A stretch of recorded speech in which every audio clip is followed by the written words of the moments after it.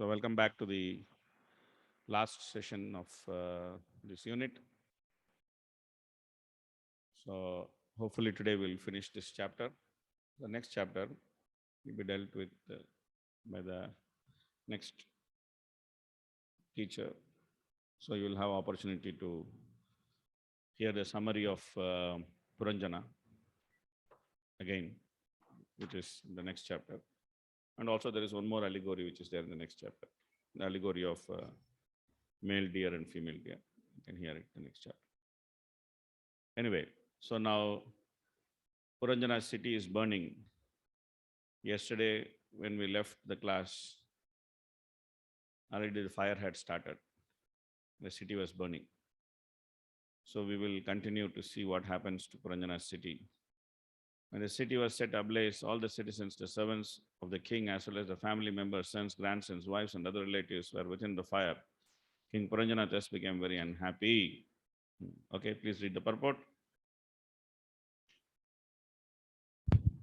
There are many parts of the body the senses, the limbs, the skin, the muscles, blood, marrow, etc. And all these are considered here figuratively as sons, grandsons, citizens, and dependents. Indeed, the living entity becomes so helpless at the time of death that, although unwilling, he is forced to give up the body and enter another. Now, people are very busy trying to find petroleum in the midst of the ocean. They are very anxious to make provisions for the future petroleum supply, but they do not make any attempts to ameliorate the conditions of birth, old age, disease, and death. Yeah. So death comes, that means we have to leave. We can't give an excuse. But we don't understand that. We are dealing with food crisis, energy crisis, so many different crises the world is dealing with. One part of the world is dealing with food crisis. There's no enough food for people to eat. The other part of the world is dealing with energy crisis. Some places everything is crisis. Some countries, right now everything is crisis. Food is crisis, energy is crisis, everything is crisis. But the real crisis is that we are not able to solve the problem of the soul entering this body. So then now the talk is about the subtle body, that what happens to subtle body at the time of death. Okay. This subtle body has been figuratively described as a serpent or the city's police superintendent. When there is fire everywhere, the police superintendent cannot escape either. When there is security and an absence of fire in the city, the police superintendent can impose his authority upon the citizens. But when there is all-out attack on the city, he is rendered useless. As the life air was ready to leave the gross body, the subtle body also began to experience pain. Yeah. So at the time of death, both gross body, subtle body, everything is experiencing excruciating pain, especially for a materialistic person. For a devotee, is explained that it's just like opening one door and to getting from one place into another place, or like a strike of a lightning, or just like opening of a door is as easy death is. But for non-devotee, death is a very painful experience. Because of that trauma, he forgets everything. Birth is painful, death is painful. Both are painful. Okay, please read. At the last stage of life, the different gates of the body are choked by effects of disease, which are caused by an imbalance of bile, mucus, and air. Thus, the living entity cannot clearly express his difficulties, and surrounding relatives hear the sound, "Gura gura," from a dying man. Yeah. So, very practical that at the time of death, that sound comes out, right? The sound comes out because everything is choking. So Prabhupada is quoting from Mukundavara Stotra, Krishna Tvadiya Padapankaja Pancharandam, Advayame Vishatumanas Rajahamsa, Prana Prayana Samaye Kapavata Pitte Kantavarodana Vidau Smaranam Kutaste. So that is the reality at the time of death. Kapha, Vata, and Pitta, it comes at the throat and it chokes the throat. And the living entity cannot breathe. And because he cannot breathe, then that sound comes out, like that sound comes out. It's a reality. When you see people dying, you can actually see these things happening.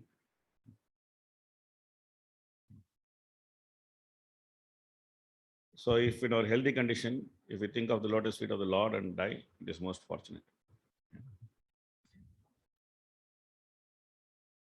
Yeah, we should sometimes think of death and prepare our consciousness for death.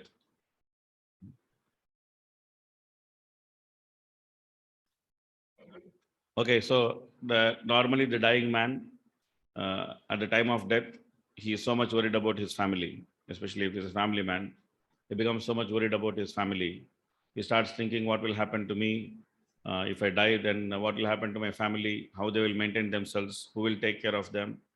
Everything. That's why Vanaprastha is very important for Grahasthas, because when they are living only, they are detaching from the family, and they are not worrying about what is happening to family, what is happening to child, what is happening to grandchild, son, daughter-in-law, what is happening to property. They are not thinking of all these things, because Vanaprastha means that they come out of this thought. So when they die, their mind is free to think of Krishna. Otherwise, what happens? That if you're still in Grahastha life and if you're getting more and more entangled in Grahastha life, then this is what happens, that one starts thinking, oh, what will happen to my son? Even though the son has rejected the father, uh, even though the son has rejected the father, he tells the father that your time is over, you're a useless man, now you become old, don't interfere, be in one corner, we'll try to feed you. But still, that man at the time of death thinks, oh, what will happen to my son? It's all practical. Sometimes we have seen that some of them dying, that may be very horrible experience.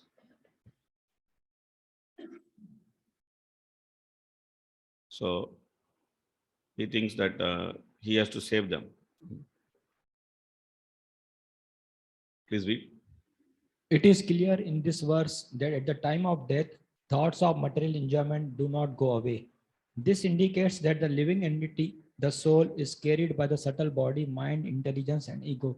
Due to false ego, the living entity still wants to enjoy the material world. And for want of material enjoyment, he becomes sorry or sad. Yeah, sometime there are Puranas like Garuda Purana, which explains the journey of the soul after death. What happens is explained in Garuda Purana. The soul actually is quickly taken to Yamapuri, and then he comes back and he is watching everybody, whether these guys are crying or they're happy. He's watching the family members, what they are doing. I did so much work for them. Now I have died. Now is these guys crying or not? He's watching. And if they don't cry, then he curses them. Hey, you guys are not crying, you're enjoying my death. I curse you that you will also suffer like this. Like I suffered, you will also suffer like that. That's why at the time of death, the relatives lament loudly and cry. So the soul becomes satisfied. Oh, my relatives are lamenting for me. I am such a great man and I am now dead. Now these people are lamenting for me. Become very satisfied. This is the nature of material life. That even in death, one looks for recognition, and one is so attached, and one wants to bless or curse based on how much people are attached to. All funny things if you read what happens after death. So he wants to enjoy the material world. Plans for material enjoyment are made by the subtle body, and the gross body is an instrument for enjoying these plans. Thus, the gross body can be compared to the wife, for the wife is the agent for all kinds of sense gratification. Yeah. So all the plans are made by the mind, and the body is used as an instrument to enjoy. Mind is the plan making place. So when a person dies, then the instrument for enjoyment is not there, which is gross body. Only subtle body is there. So therefore, it is very painful for him. He feels a lot of pain. He feels thirsty. He cannot drink water. He feels hungry. He cannot eat. So it's not that hunger, thirst, heat, cold, these are not felt after death. Everything is felt after death. Hunger is felt, thirst is felt, heat is felt, cold is felt. So that is why if you see in Karmakanda system, there is so much to be done by the son for the departed father. He has to give umbrella to the Brahmana and chappal to the Brahmana. If he doesn't give umbrella and chappal to the Brahmana, then the soul, when he is going, he will sweat on the scorching sun and his feet will be pricked by so many thorns. So much is there that to make us understand that life is not going to finish when the body is finished. The whole new life starts when the body is finished. Whatever sinful activity a soul has done, he has to suffer for all those sinful activities. Yes, suffer. Okay. Which one question? Yeah. Like this was a new thing for me that after death also the soul is able to feel cold, thirst. So that means these are the functions of subtle body. Like, Yeah. Gross body is dead matter. No, what gross body can do? Achha. Gross body is dead matter. A dead body cannot feel thirst, no? That body is there, but if gross body is supposed to feel thirst, then the body is there, dead body should also feel thirst. Dead body should protest, hey, don't put me on fire. Why are you burning me? A little bit of heat we cannot tolerate, right? Little bit of heat we cannot tolerate. Sometime by mistake or sometime due to pressure difference, when you're taking bath in hot water, some hot water comes like gushing. And then by mistake, if you just pour that hot water, so hot. You cannot tolerate a little bit of heat. But the whole body, they put some camphor, some ghee, if you're a nice person. If you're not a nice person, they put petrol, kerosene. If you're a nice person, they'll at least put some camphor and ghee. And they give fire to that body. The body burns. There's no protest. Body is just like, ah.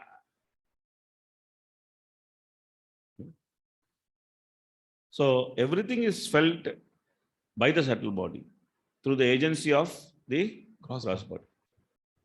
And Prabhuji, when we take like prasadam also, Yeah. when we feel nourished, and does that also get delivered to subtle body? That goes to the soul. Direct delivery to the soul.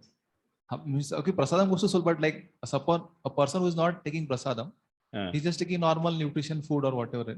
So that will also be a part of subtle body, means affecting subtle body. Yeah, because it will become like sin, no? Agyatat karmano anyatra. So what is that? Yagashishtasina santo muchante sarvakilpishai. Bhunjate te tu agam papam epachanti atmakarana. So a person is eating food which is not offered, whether vegetarian or non-vegetarian, doesn't matter. Eating food which is not offered. So the sinful mentality which is accumulated by eating such food is going and accumulating in the subtle body. So due to that subtle body, then due to that sinful mentality, he may take some different body. Like previously in Bhagavad Gita, there used to be one picture. I don't know now. I think they removed that picture. That one half will be man, other half will be animal. Like one half will be man eating some non-veg, other half of the face, one half of the face will be man eating some non-veg stuff. The other half of the face will look like tiger or something like that. There was some picture like that in Bhagavad Gita. I don't know if you still have or removed. I think some edition they removed it, but it's a clear indication of what happens. That when we eat sinful food, that food goes and accumulates in the mind, and that mind takes the living entity into that kind of body. So means Prabhuji, it's a good news. Like if you want to control our senses and make advancement, like especially hunger, thirst, then if you work on subtle body, then we'll be also see the manifestation of it in the gross body. We should actually work on, yeah, it is true. But the way to work on subtle body, this is how yogis think, no? This is typical way of yogi thinking. The yogi thinks that I can control the mind. By controlling the mind, I can control the senses. And by controlling the senses, I will become successful. I will not be disturbed. Okay. So that's typical way of Ashtanga Yoga's way of thinking. That the moment one becomes jnani, understand that I am not body, I am spirit soul. When he understands that, Then the next question is that how to control this body? Because that's a natural question, no? Because that's one causing trouble. What is the one which is causing trouble? So how to control the body? So yogi thinks that, okay, I will do some, yoga, asana, pranayama, that this, and then finally pratyahara. Pratyahara means that withdraw the senses from sense object by controlling the mind. And then you can go to dhyana, dharana, and samadhi. A very typical way of yogic way of thinking that by working on the subtle body, I can manipulate the gross body. But it's not so successful if you don't try to control the subtle body by Krishna consciousness. So the process of Krishna consciousness is that to engage gross body and subtle body together in service of Lord. Ata Shri Krishna Namadi Nabhavet Grahim Indriyehi Sevanmukehi Jivadhau Swayam Yavasprutyadaha. So the seva aspect is the subtle aspect that I'm supposed to do service. I'm not the master, I'm the servant. But that seva aspect, it cannot be limited to the mind itself. It has to manifest in the senses. So that is jivadhau, starting with the tongue. Then you take prasad, you chant the holy name. So the process of Krishna consciousness is engaging the gross and subtle together in Krishna's service. That's the only way you can actually control the gross body and subtle body, and also control the bodily function. Sankhya Purvaka Nama Gana Natibi, Kalavasani Kritau, Nidrahara Vihara Dadi Vijitau, Chatyanta Dino Chayo. So Nidra Ahara and Vihara, so if you have to overcome that Nidra Ahara and Vihara, then what is the method? The method is Sankhya Purvaka Nama, Sankhya Purvaka Gana, Sankhya Purvaka Natibi. Natibi means paying obeisances. And everything is included in our morning program, evening program. That throughout the day, we have specified number of songs to sing. Morning means you have to sing Mangalarti, then Nashingarti, then Tulsi Arti, then evening Tulsi Arti, then evening Sandhya Arti. So then there is Darshanarti, then Guru Puja. So in a day, our number of singing songs is fixed. That's so many songs we have to sing. In a day, our number of rounds which you have to chant is fixed. So many rounds you chant, minimum 16 rounds. Then more than that, whatever anybody can chant. One should try to chant some fixed rounds, minimum 16. And in a day, our number of obeisance also fixed. That when we call morning, when we come, we pay obeisance to Prabhupada, then we pay obeisance to deity, and then we pay, when we are saying the Prema Dwani, we are paying obeisance to so many people. And it's all done in a very orderly manner. It is not like a haphazard thing. Prema Dwani means everybody knows you have to Jai Hom Vishnu Vishnu. So there's a whole set of obeisance to be paid for so many people. So Prabhupada has given us a process which is very scientific. So if you follow that process, then naturally we are following Sankhya Purvaka Nama, Sankhya Purvaka Gana, Sankhya Purvaka Natibi.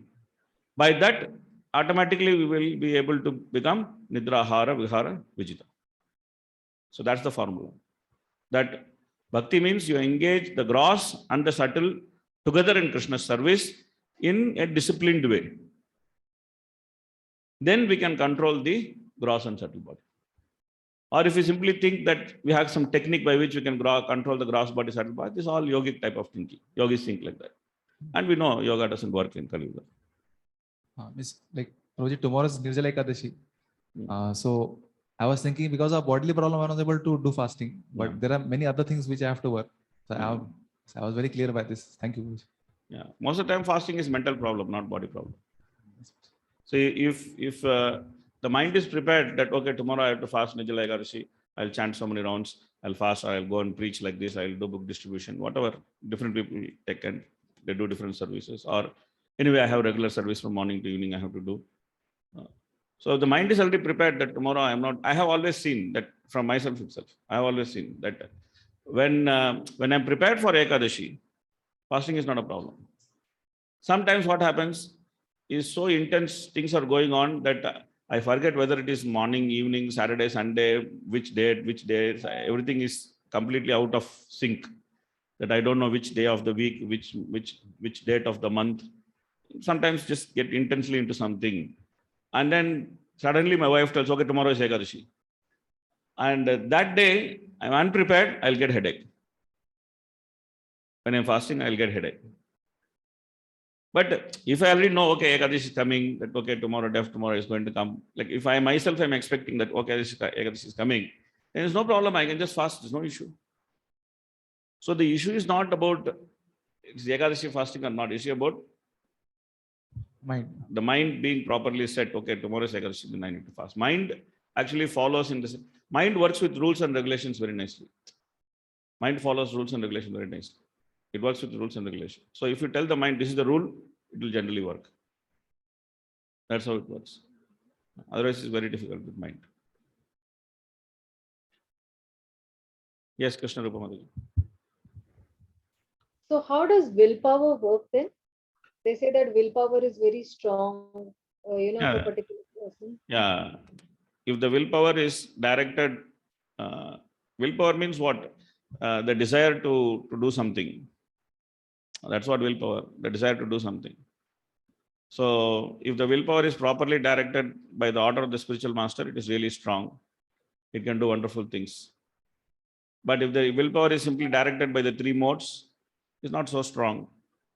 Even though modern people like to say that, but it's not so strong. It depends on which mode is directing the willpower. If mode of ignorance is directing the willpower, it breaks in 1 second. If mode of passion is directing the willpower, it breaks when there is no recognition, or when it becomes too difficult for the body to carry on with whatever is being done, then it breaks. When the willpower is driven by mode of goodness, is still better, because then there is a sense of duty, and the sense of duty drives the willpower. As long as there is sense of duty, then the willpower is there. When there's no sense of duty, willpower is not there. So it's not a general statement that willpower is strong. We have to see what drives the willpower. When the love for the spiritual master drives the willpower, that's the time it is strong, because that willpower, the strength of the willpower is simply coming by the mercy of the spiritual master. So then it is strong. Otherwise, it's just modes, and it depends on which mode is driving it. That's it. Is there, we studied the determination in mode of goodness, determination mode of passion, determination mode of ignorance. Is there in 18th chapter of Bhagavad Gita? Yeah. Thank you, Prabhuji. Thank you. Hare Krishna. Okay, please read. All these thoughts of one's wife indicate that the king was overly engrossed with the thoughts of women. Generally, a chaste woman becomes a very obedient wife. This causes a husband to become attached to his wife and continually thinks of his wife very much at the time of death. This is a very dangerous situation, as is evident from the life of King Puranjan. If one thinks of his wife instead of Krishna at the time of death, he will certainly not return home back to Godhead, but will be forced to accept the body of a woman and thus begin another chapter of material existence. So one should try to think of Krishna. So the husband should be husband. That's why again, we're coming back to the same topic, Vanaprastha. Then there is detachment in family life between husband and wife. The wife is not thinking about the husband is not thinking about the wife. Otherwise, normally in Karma Kanda, it is considered very auspicious for the wife to think about the husband at the time of death. Because if the wife thinks about the husband at the time of death, then she can get the body of a man. And then it is so many things become easier like that. But Prabhupada himself says for a man to get body of a woman is not very good. But of course, when it comes to getting another body, these things become a consideration. But Krishna consciousness is not about getting another body. Krishna consciousness is about getting rid of this body. So then there is no consideration whether man, woman, nothing. Everybody can get delivered. So whether we are man, whether we are woman, we should not get too much carried away by these things that, oh, which is better, man body is better, woman body is better. Sometimes devotees who are having female body, they get upset. Oh, why man body is better? But it's not like that. Man body or woman body, whatever is your quota, we should be satisfied with that. And we should do the duties according to that quota. If you have got woman body, we should do the duties according to the woman body. But having a woman body is never a disadvantage for going back home, back to Godhead. So that's what we should worry about. We should not worry about why my duty is like this, why man's duty is like this, why can't I do man's duty, why can't I do woman's duty. That's what Ishapadishad is saying, that Ishavashyam idam sarvam yatkincha jagatyam jagat tena tektena bhunjita magrida kaschas vidhanam. Magrida kaschas vidhanam. One should not become envious of others' possession. That starts from the body. We should be satisfied with whatever body Krishna gave us, and we should not covet other body, whether it is other man's body or other woman's body, or woman coveting for man body or man coveting for woman body, or someone thinking, oh, why I am less intelligent, this person is more intelligent, I should be more intelligent like him. It's all unnecessary. Whether we are less intelligent, more intelligent, whether we have man body, woman body, if we simply apply ourselves in Krishna consciousness properly, then we can go back home, back to Godhead. If we don't apply ourselves properly, we'll just get another body. So that's what we should be worried about. Okay, please read. A wife is always supposed to be submissive to her husband. Submission, mild behavior, and submissiveness are qualities. Subservience are qualities in a wife which make a husband very thoughtful of her. If a husband and wife are very much attached to one another in Krishna consciousness, they will both benefit because Krishna is the center of their existence. Of course, it is an advantage for a woman to become a man, but it is not at all advantageous for the man to become a woman. Yeah, this is all when we discuss this point. It's all when we have to take one more body.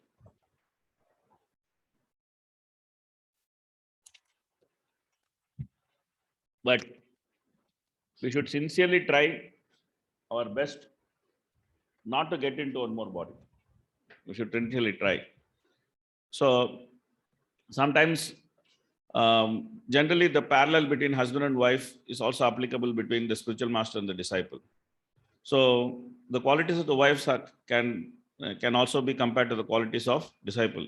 A disciple also should have submission, he should have mild behavior, and he should have subservience to the spiritual master. So if a disciple has these qualities, then just like the husband thinks of the wife, then the spiritual master will also think of the welfare of the disciple. And when the spiritual master thinks of the welfare of the disciple, then everything becomes auspicious for the disciple.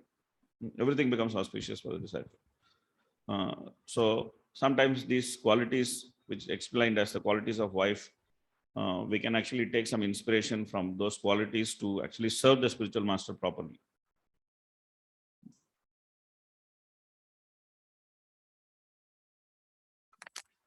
So Puranjana was very much thinking about his wife, even though previously it was said that she was not interested in him anymore, and she was not even interested in obeying him or serving him. But Puranjana cannot stop thinking about his wife. That is the very nature of material life. That even though there are so many disadvantages, but we still think that this material life is nice. Sometimes it looks like that we have costless distrust on Krishna and we have costless trust on Maya. It looks like that sometimes. We should try to work on it. Okay, please read. As part and parcel of the Supreme Lord, a living entity is supposed to think of Krishna. But here we see that King Puranjana, the living entity, is thinking of a woman.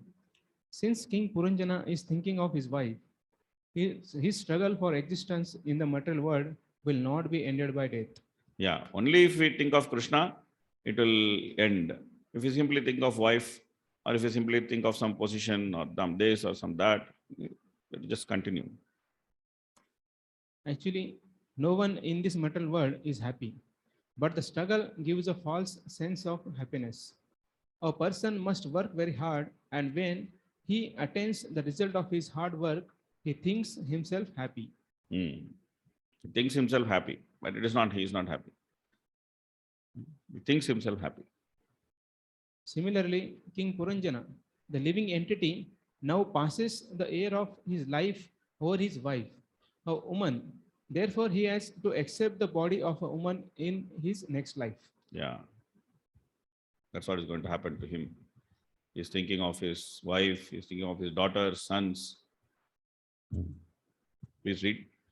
Even though a politician may be allowed to take birth in his so-called homeland, he still has to undergo suffering due to his sinful activities in his previous life. Yeah. We all know the story of a person who wanted to leave his body, right? And Lord Narayana sent Narada to bring him back. You know that story, right? No, no. Hmm? Hmm? Know the story or we don't know? No, no. Yeah. Yes. Yeah.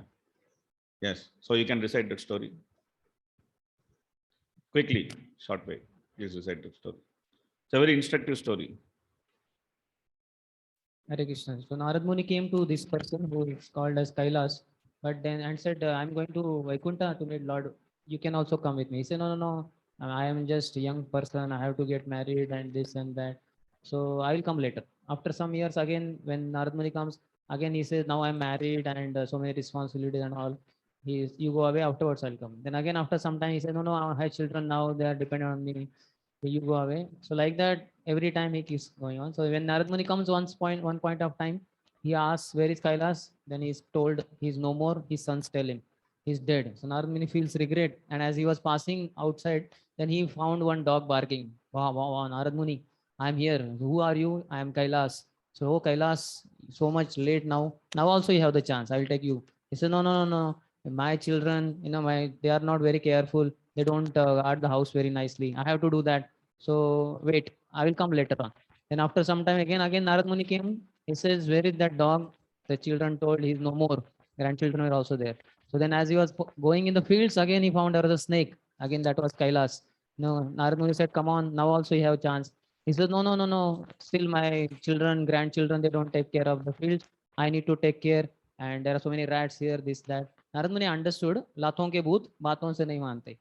This person requires beating only. Then he shouted, come on, here is a snake. He will bite you and all that. And all the children, grandchildren came. They bait him like anything. And he was shouting, oh, I am your father, grandfather.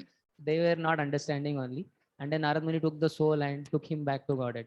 So he was fortunate to have Narad Muni, but we should not assume that we are fortunate like that. We should finish our business quickly and get out. Thank you. This is a story that even when there is opportunity, if our conscience is not purified, we may just lose that opportunity artificially thinking that I have to do this, I have to do that, I have to do this, I have to do that. So consciousness has to be prepared in such a way that when we have to leave this body, then we should focus on Krishna. We should focus on Krishna. Otherwise, it's very dangerous situation. Very dangerous situation.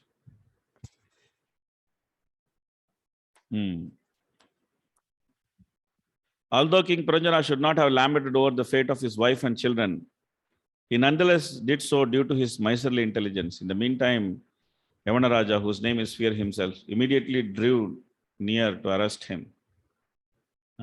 Okay, please read. When a child is grown, it should be left up to him to execute the duties of life properly. A father may leave some state for his children's immediate help, but he should not be overly absorbed in thoughts of how his family will survive after his death. Not only does he commit sinful activities for his own sense gratification, but he accumulates great wealth to leave behind, so that his children may also gorgeously arrange for sense gratification. Since death must take away the living entity without hesitation, it is the ultimate God realization of the atheists who spoil their lives thinking of country, society, and relatives to the neglect of God consciousness. Yeah, so this is very, very important instruction Prabhupada is giving to the householders. When a child is grown, it should be left up to him to execute his duties of life properly. So very important instruction for the householders. The problem with the householders is that they think that till they die, they should keep guiding their child. Oh, my child, nobody is there to tell him what is good and what is bad. Now, who is the child? He's a 40-year-old man. Huh? And the mother is 60-year-old, 70-year-old. She's telling, oh, my child. What child? So we should be very careful, especially householders. Prabhupada is giving very important instruction. When a child is grown, it should be left up to him to execute the duties of life properly. We cannot keep on thinking about children, children, children. There's a time to think about children. Modern parents are like that. When the time is to focus on the child, they will not focus on the child. That time, the father will go to work, the mother will go to work, and the child will grow up like a fatherless, motherless child. But when they have to detach from the child, that time they get so much attached to the child. Oh, my son, oh, my daughter. My daughter is suffering so much with mother-in-law. My son is suffering so much with his wife. So I am the savior of my son and my daughter. So tell my son that your wife is lousy. And tell my daughter that your mother-in-law is lousy. So like that. Oh, not now. Don't restart now.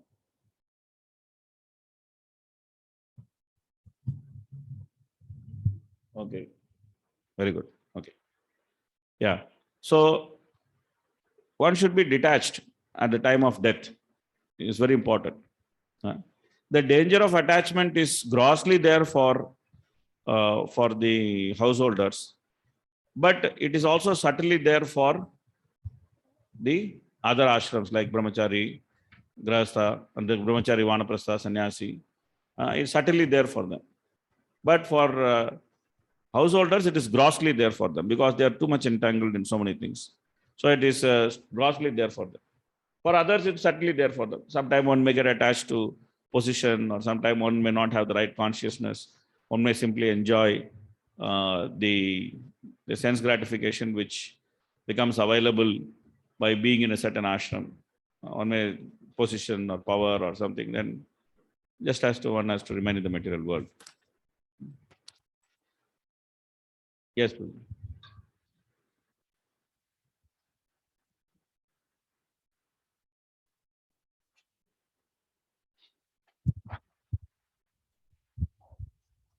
Hare Krishna.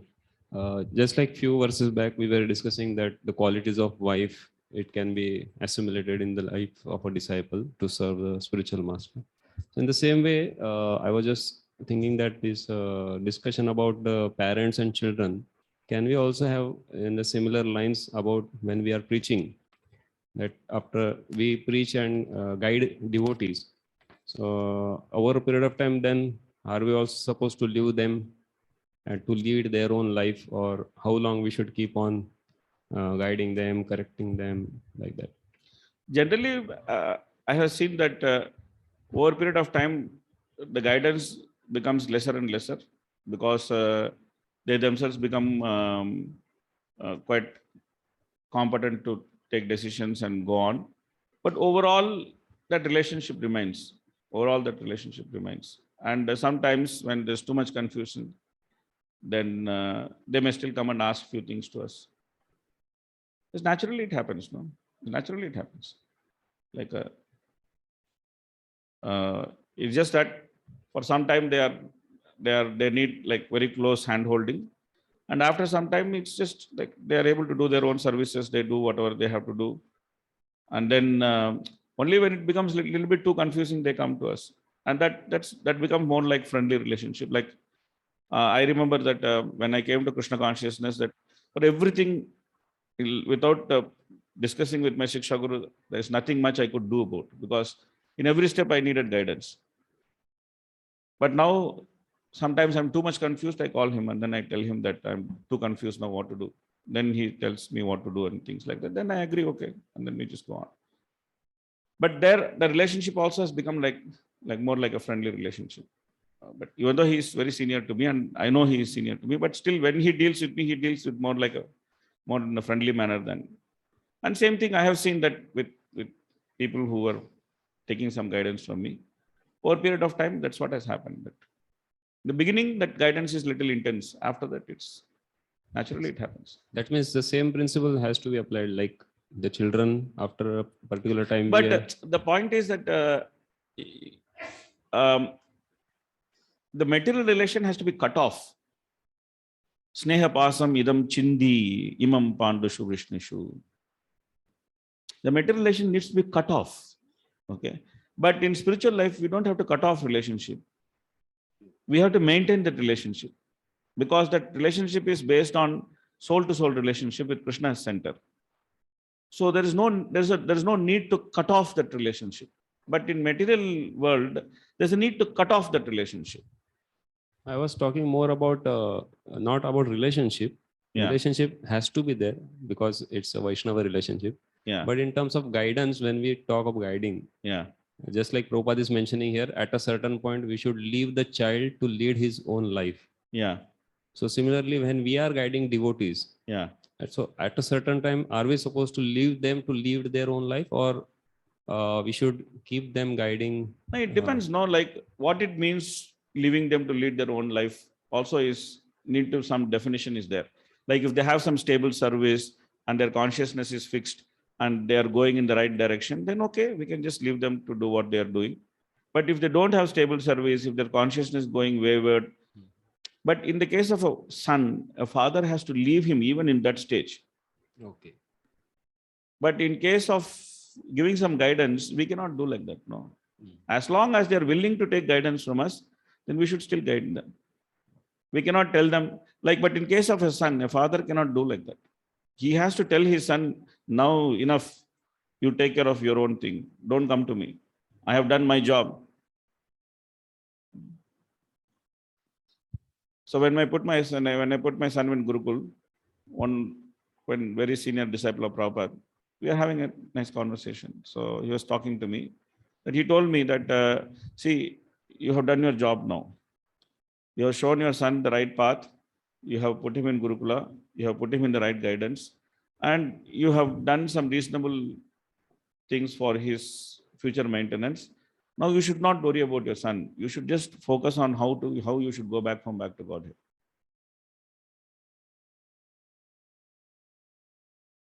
So that difference is there. That difference is there. A family relationship is meant to be cut off.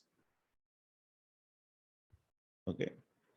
But a spiritual relationship is not meant to be cut off. If son comes and tells me now where to invest in this real estate or what to do this, I am supposed to cut him off. Enough of real estate advice business, or enough of how to make money advice business. I have done my job. Now you do your job. You find out how to make money, what you lose money, make money. This is all your problem, Baba. It's not my problem anymore. Mera kaam ho gaya. Sneha pasam imam chindi.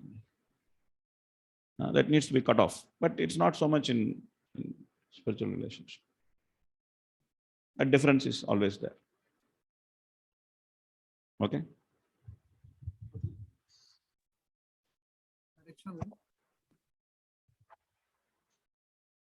Can I ask one question? Prabhuji, when we go for preaching or trying to tell about Bhagavad Gita and help new people, then there are two things which are involved in that. One is like some of them are distressed. So they are willing to surrender to Krishna, and they may chant some few rounds in the beginning. So we may have to give them some little material guidance in the beginning for some time. But later we have to cut the material bond, as you said, Prabhuji. But spiritual relationship continues. So now, for example, we have one person whom we are guiding, and then he is able to follow what we are saying. Then we continue guiding him. But somebody is not able to follow in spite of our repeated instructions or requests. Then we can cut him off, or should we only pray for him and leave? No, it depends on whether he wants to continue to take guidance or not. See, one of the quality of sadhu is said that he is vimanyavaha. Vimanyavaha means he doesn't become angry. Okay. So a person may not, he may not be, he may have difficulty, he may struggle with Maya. Okay. But as long as he is willing to take help, we should help him. Okay. So there are two categories of people. The people who are struggling with Maya and they want help. And their progress may be agonizingly slow for us. From our point of view. From our point of view. Okay. But we should help. Okay. We should not say that I will not help because they are willing to take help. The other category of people who are not willing to take help. Okay. For them, we should try to persuade for some time. And if they are definitely not willing to take help, then what can we do? Okay. So, but it's not the question of whether one is improving fast according to my expectation or one is not improving fast according to my expectation.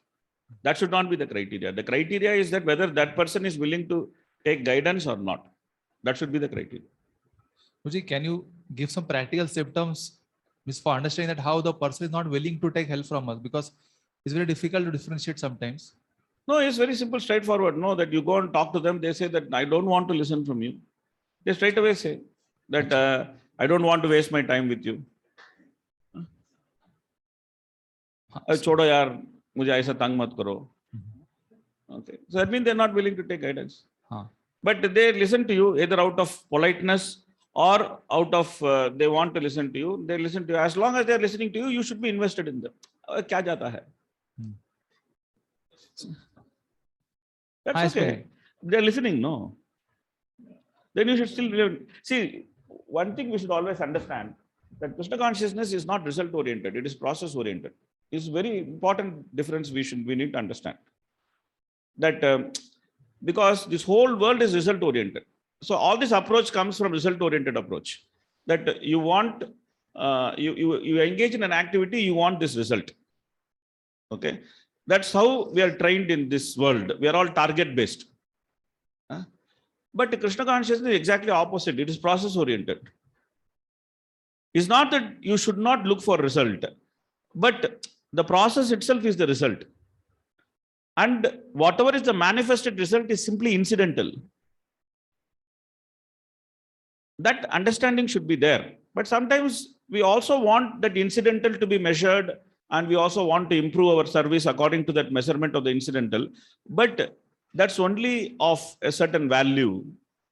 There is a limitation to that. Okay. But essentially, we should understand that Krishna consciousness is process oriented. So therefore, we should remain invested. That's the point. You understand? Why we should remain invested, irrespective of whether the result is manifested or not. We should remain invested because that's the process. That's the process. But of course, one needs to intelligently spend time with someone who is like a more receptive and who is able to do much better. And then one is not able to do. You have to see those things, adjustments has to be done. But as long as one is willing to listen and we are able to invest something into them, we should always remain invested. We should not think that he is not improving his graph is not to my expectation. So it is a low yield, high energy product. Isko chhod do. It should not be like that. We should not have industrial approach to preaching. Effectiveness and efficiency we should not see. You should not have some industrial kind of approach to preaching.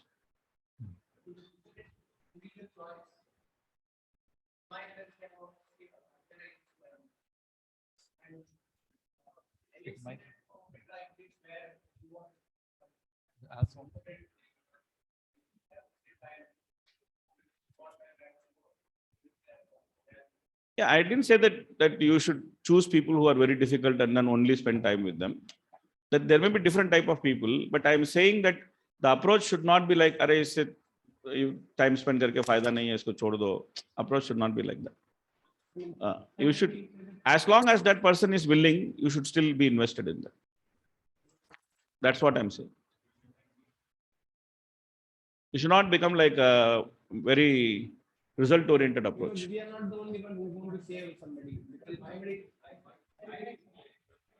No, but you should also understand, even like the whole thought process, what you're saying, no, that that the person who is more willing to listen to me, that I should spend more time with him.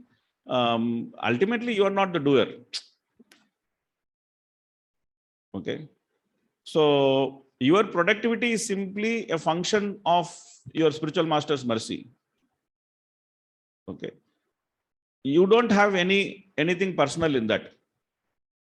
The moment you think that my productivity is my efficiency, then Krishna will also make sure that you understand that that's not correct. And generally, when Krishna wants you to understand such things, it's a little painful. So if you're properly situated in consciousness, then it's okay. Yeah, means like as even Krishna says, "Ye athamam prapadyante tam suthaiva vajam." His policy is as you reciprocate, he'll reciprocate. So there we understand. Like when Srila Prabhupada, we see at certain places they decided to leave that place because things were not working at that place. Yeah, if things are not working, that's different. But I am again and again saying that there is a difference between things not working and things working slowly. Okay. You should make distinction between these two. Things are not working, it's okay. If someone tells you, you go to a person and then you try to give him Krishna consciousness, consistently is just pushing you back. Okay. Then you should understand that it is not for me. इसको भक्त बनाने के लिए एक उत्तम अधिकारी चाहिए, मेरे से नहीं होता है. It's not that he cannot become devotee. It's not up to us to make him devotee. Yeah. हमारा capability में वो नहीं है. So then definitely you have to make a shift. When things are not working, it's correct. You should make a shift. But if things are working slowly, then you should still remain invested. That's the point. There's a difference between these two. If you just start hunting for numbers in Krishna consciousness, then it will be dangerous. Dangerous. Then you are just bringing the Rajasic material world mentality into Krishna consciousness. And generally problem is that when Rajas comes into practice of bhakti, along with Rajas, sin will also come. Huh? Along with Rajas, sin will also come. That is the whole discussion in the end of Bhagavad Gita, in the 3rd chapter of Bhagavad Gita end. That why does a man do sin knowingly? Because of his association with Rajas, he knowingly does sin. So that's what will happen. So we should understand that bhakti is process oriented, and then we should always try to focus on purifying the process. And because we also not only one, like who is severe, there are many things. The books are available, audio lectures are, video lectures are, YouTube. If somebody wants, slowly he can always access all those things and gradually make. But is it not natural? I don't understand that whole approach. It's not that you're going like a lone man riding on a horse, trying to save anybody. You're going with a whole paraphernalia. The moment somebody is willing to get interested in Krishna consciousness, the first thing is to give him a Prabhupada's book. Prabhupada himself said, what can you do in 20 minutes lecture or 30 minutes lecture? Give him a book, it will remain with him. We give both, right? Personal time plus book. Yeah. So the moment you give some personal time, immediately rest of the paraphernalia comes into place. No. That's not separate from giving time, right?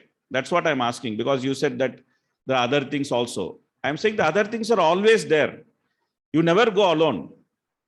You go with other things. When you go to a person, you're going him with a package. The initial part is you're dealing with him. The rest is all Prabhupada books, then association, lecture, and everything. Then the big temple, deity. Like you go as a package. You're not going as one man, no. Whenever you approach a person, you're approaching always as a package. Yeah. You're never approaching as one man. Some people, once we give them, some people want us to repeatedly, initially we need to be repeatedly there along with this, so to inspire people to take shelter of these things. Correct, yeah. That should always, we should. And those who are regularly taking that, then we spend more time. But those who are not taking that, will wait till the time they do that part. Read those. Yeah, but yeah, I understand what you're saying, but I'm just saying that like someone is slow, you just can't abandon them. That's the point I mean. Yeah, no abandonment. But you cannot abandon them. We wait till the time. But you also engage with them. When I say abandon, it's not like, okay, तुमको book दे दिया, तुमको lecture दे दिया, तुमको temple में आने के लिए बोल दिया, अभी तुम करेगा तो हम आपको देखेंगे. It's not that approach. That still you talk to them, you try to find out, अरे तुम क्यों नहीं आता है, क्या हो रहा है तुमको, तुम बुक पढ़ा कि नहीं है, हम ये एक पेज पढ़ा है, ठीक है 2 पेज पढ़ने का कोशिश करो. So because that we should keep it on. Like last 2 years, just to give practical, we do a lot of online programs. So there might be 2,000 people in my list, and it's very difficult to call everybody and. Okay. This online and all, whatever gets filtered, you just work with that, because online is a very impersonal medium. See, this whole online is a very, very impersonal medium. But that is what we can do now. So whether personal, impersonal, we should do it. Okay. But there you are throwing your net wide, and then you are collecting some few little, and then you are going to work on it. But within those people who want to work on it, if someone may be slower, someone may be faster, you can't understand.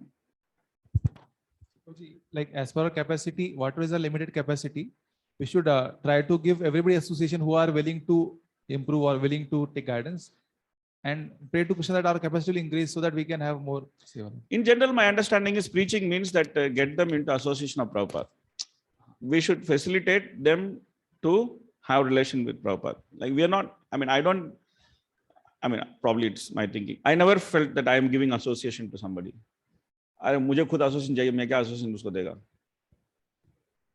As long as I can connect someone to Prabhupada and the system or process of getting connected to the spiritual masters of ISKCON and Prabhupada, getting inspired, we can only be the instrument of inspiring them to take up Krishna consciousness. हमारा काम है, electrician जैसा है, इधर wire है, जोड़ के एक जॉइंट मार दिया तो वो तो करंट तो ऐसे ही जाएगा. बस. Our duty is to facilitate them to Prabhupada. Our idea is that, at least that's my understanding of preaching. Our idea is to connect people to the movement, and then give them the greater advantage of this house which Prabhupada has built. लगा दो, चलेगा. That's it.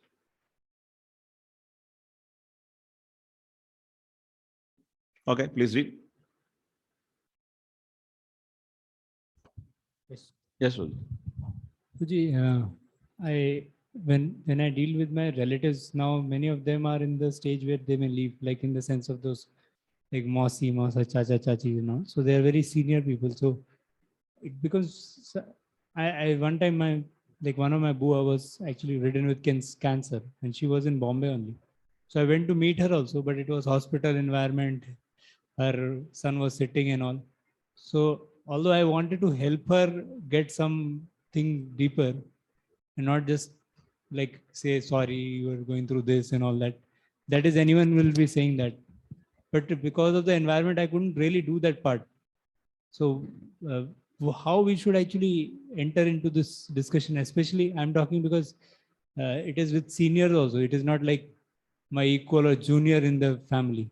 Someone senior, how to enter into such a discussion, because that is where right now, if I have to flow my spiritual, like what I have received into their lives, they are the first candidates in this situation, what we are discussing today. So they face it all, but they face it and I just see the problem. I'm not able to give them the help. So they're not in Krishna consciousness. That's okay, I understand. So the first point is that you deal with them with a lot of respect. Okay, because any people who are materialistic minded, respect attracts them. If you are very respectful to them, you look very attractive to them. And that respect should be genuine. It's not like some treachery of respect. Arey, isko respectfully hum act karega, baad mein abhi isko tum kar. Because what a devotee wants from anybody, it doesn't want anything from anybody. Or what anybody can give to a devotee. Nobody can give anything to a devotee. Nor a devotee wants anything from anybody, nor anybody can give anything to a devotee. A devotee is in a position to give things. So that is the unique position of a devotee, because he is associated with Krishna. So we are all situated in some unique position. So we are able to give things by Prabhupada's mercy. So we should just give them respect, which is what is a prime thing for them, that people should pay respect to them. The moment we give them respect, then they become more conducive to us, to hearing with us, and then depending on situation, like, if a situation is very grave like that, is a situation which like she is going through pain, most of the time I have seen that people want to hear something.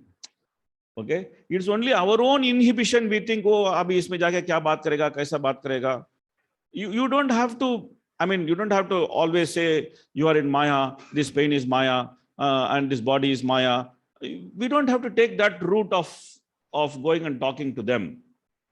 We can always talk about the nature of material body, that body means this, and body is generally going through this kind of problems, but we are a spirit soul. We are not meant to go through this problem. Only when we get into this situation, we can actually understand that how painful it is. And this pain is not something which we are not meant to go through. Arey, that fellow who is in pain wants to hear this. That this is not something which I don't want to go through this. I'm not meant to go through this. Why it is coming to me? He wants to hear about it. But it should be told positively, that by being Krishna conscious, we can understand that we are spirit soul, and spirit soul by nature is happiness and things like that. So there's a whole set of positive Krishna conscious direct preaching we can give them. We don't have to tell them all this pain, cancer, this is directly a product of your sin. In the previous life, you have become sinner, and this life you are sinner. So because of all these sins, this has manifested. And now next, this is going to take you to Naraka. And there they will put some iron rod and they will poke you. You don't have to tell all these things to them. I still remember when I was a young boy, one Christian preacher came to my house. Dong, dong, dong, he was knocking the house.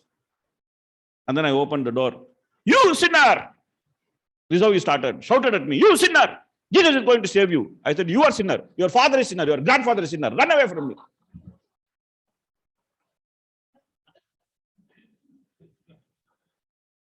You come and knock my door and tell me, you sinner, Jesus is going to save you?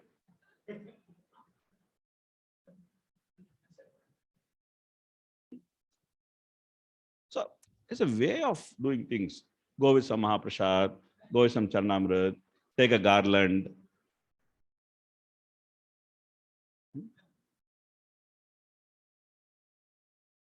So when you go with that type of setup, and then people become very conducive, they become very appreciative to what you're doing.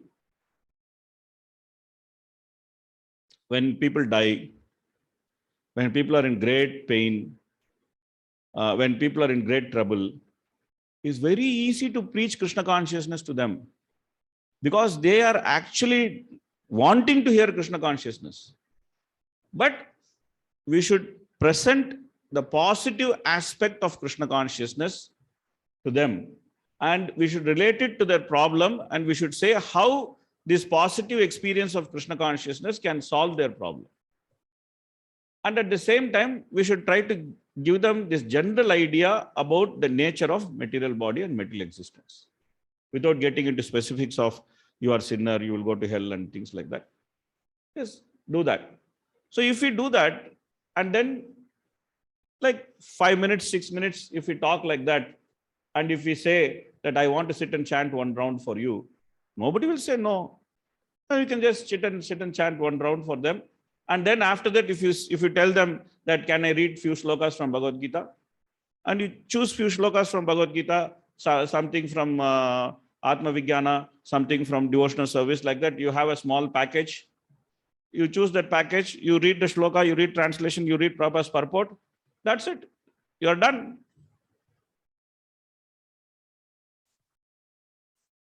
And from hospital, if someone comes and asks, you can tell them that we are doing some ministerial service. If you want, we can do it for all the patients, if you want. That's it. That is for hospital kind of setting. But generally, if you want to preach to relatives or elderly people, the first thing is that you show some respect to them. Showing physical respect, like touching their feet, like your brahmachari or in saffron. You try to touch their feet. Any pious man, woman, they become so touched in their heart. Oh, they don't make clear distinction between brahmachari, sannyasi, etc. For them, saffron is like, saffron means is like something great. So a person wearing saffron coming to touch my feet means, oh, but their heart melts that, oh, he is in such an exalted situation, but he is giving me respect. Then, thoda aisa karke, then get inside. That's how you should do if you want to preach to leaders. And sometimes a lot of patience is required. Lot of patience is required. Especially if you want to preach to relatives, you should have a lot of patience. Huge amount of patience is required to preach to them. And you should, and all these people know, one thing all these people know, they all know if they get into trouble, they should come to you. All these people know this. As long as they are enjoying life, they will not come to you.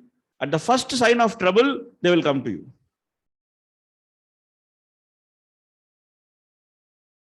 They know he is a sadhu manush. So if I'm getting into trouble, I should go to sadhu. That much consciousness is there in India that when I'm in trouble, I should go to sadhu. They will come to you. And when they come to you, then you can, or if you want to approach them, then you should do some cultivation, basically respect. That's the most important thing. That's the key thing. That if you deal with them in a very respectful manner, they will naturally get attracted to you.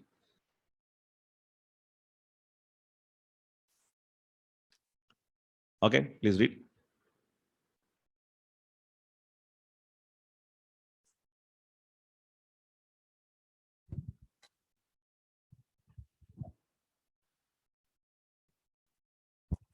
This Krishna consciousness movement, however, is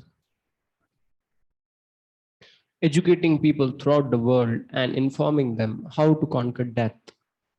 Harim vinana mrutim taranti. One cannot conquer death without taking shelter of the Supreme Personality of Godhead. You see, this is a very positive message Prabhupada is giving. A very, very positive message. This is what we are meant to tell them, that how to conquer death. When Yamraj and his assistants take a living entity away from the place of judgment, the life air, desires, being followers of the living entity also go with him. When the living entity and the life air are gone, the lump of matter produced of 5 elements, earth, water, air, fire, and ether, is rejected and left behind. Yeah, we know that. Is there in Ishapanishan? Vayoradlam amritam, atetam bhashmantam sariram, om kritosmara kritam smara, kritosmara kritam smara. That the Lord will remember what we have done, and the reactions of what we have done simply will follow us.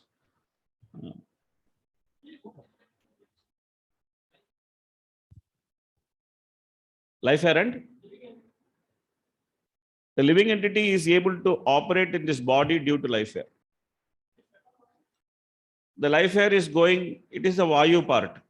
It is going within the body. It is moving. There are 10 types of life air, prana. That's the prana. The life air means prana. The 10 type of life air which goes within the body. And they all have one function. And because of those functions of the life air, then the living entity is able to operate the body. This body is a pneumatic machine actually. Like, pneumatic machines, no? Machines which are operated by air are called pneumatic machines. Machines which are operated by water are called hydraulic machines. So this body actually is a pneumatic machine. Even though some hydraulics is there, but it's basically a pneumatic machine. Because all the functions of digestion, expansion, contraction, taking air intake, outtake, everything is controlled by this life air. So that's what it is. They are all connected because the life air works according to the subtle body. Like one feels hunger, means what? That a particular life air has gone to the stomach and it has created a situation where one can feel hunger. Like a man sees gulab jamun, he likes it, so his eyes become very big, his pupil gets dilated. Huh? It's all because there's a particular life hair which goes to the eyes and it dilates the people. So there's a life hair which works on dilation, contraction, etc. There's a life hair which works like there are different type of life hairs which work on different functions.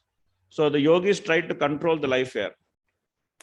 So if you can control and direct the life hair according to your mind's desire, then you can make the body work according to your desire. That's exactly the science of Ashtanga Yoga. Now what is happening? Everything is happening involuntarily. That the senses come in touch with the sense object, the mind brings up a samskara, and then involuntarily the senses are reacting to the proximity of the sense object by the movement of the life hair. This is what is happening now, basically. Everything which happens in this body is exactly this mechanism only. Okay. But the whole thing is involuntarily happening, and we are thinking that I am doing this because of our bodily identification. Okay. But if you can make it into a controlled process, which is possible by Ashtanga Yoga, then mind can direct the life hair to go to one place or not to go to one place. Then accordingly, mind can control the entire working of the body. That's the connection between these two.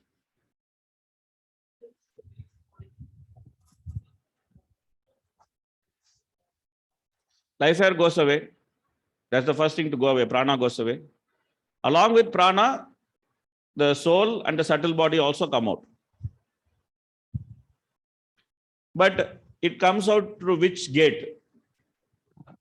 That is to be seen. Most of the time for materialistic people, it goes out through the rectum. So that's why if you see, normally when a person dies, he would have passed some stool also.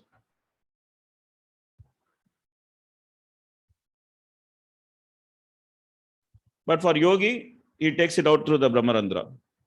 He bundles the prana and the gross and the subtle body and the Atma, and he takes out to the Brahmarandra. He controls how it comes out.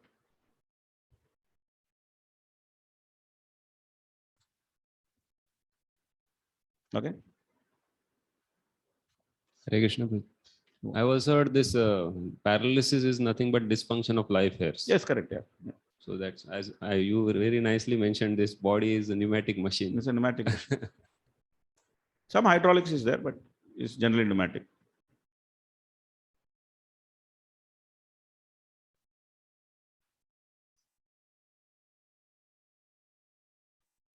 Okay. It is a foolish person who engages in improving the condition of city without caring for the citizens or inhabitants. Similarly, a living entity who is not properly enlightened in spiritual knowledge simply takes care of the external body, not knowing that the spirit soul is the principal factor within the body. So such person is called as a cow or a ass. Human civilization devoid of Krishna consciousness is simply a civilization of lower animals. So when Puranjana was being dragged by great force by the powerful Yavana out of his gross ignorance, he could still not remember his friend, well-wisher, the super soul. So when a materialistic person dies, he is simply thinking of all his materialistic paraphernalia, but he cannot remember the super soul. He cannot think that the super soul can actually save me. He cannot think like that. Despite all the offenses of a son, the father and mother are always the son's well-wisher. Similarly, despite all our offenses and defiance of the desires of the Supreme Personality of Godhead, the Lord will give us immediate relief from all the hardships offered by material nature if we simply surrender unto Him. Yeah. So if we surrender to Him, immediately He will relieve us. Even if we don't surrender to Him, He will not leave us. There's two things. One is, if we surrender to Him, He will relieve us. But even if we don't surrender to Him, He will not leave us. Whatever body we take, He will come along with us in that body. He will not leave us. He will simply wait for us. Okay, ek din ye dekega mujhe. Okay, he will wait for us. So that's called as love. So the entire 9 cantos of Bhagavatam is actually trying to make us understand the nature of that love. So when we understand that nature of that love by reading these 9 cantos of Bhagavatam, then when Krishna performs loving pastimes in the 10th canto, then we can appreciate the nature of that loving pastime. Otherwise, it's very difficult to understand those pastimes because we don't know what it means to love, or what exactly it means to love. We don't know. So the most unkind king Puranjana had killed many animals in various sacrifices. Now taking advantage of this opportunity, all these animals began to pierce him with horns. It was as though he was being cut to pieces by axes. So the problem with hell is that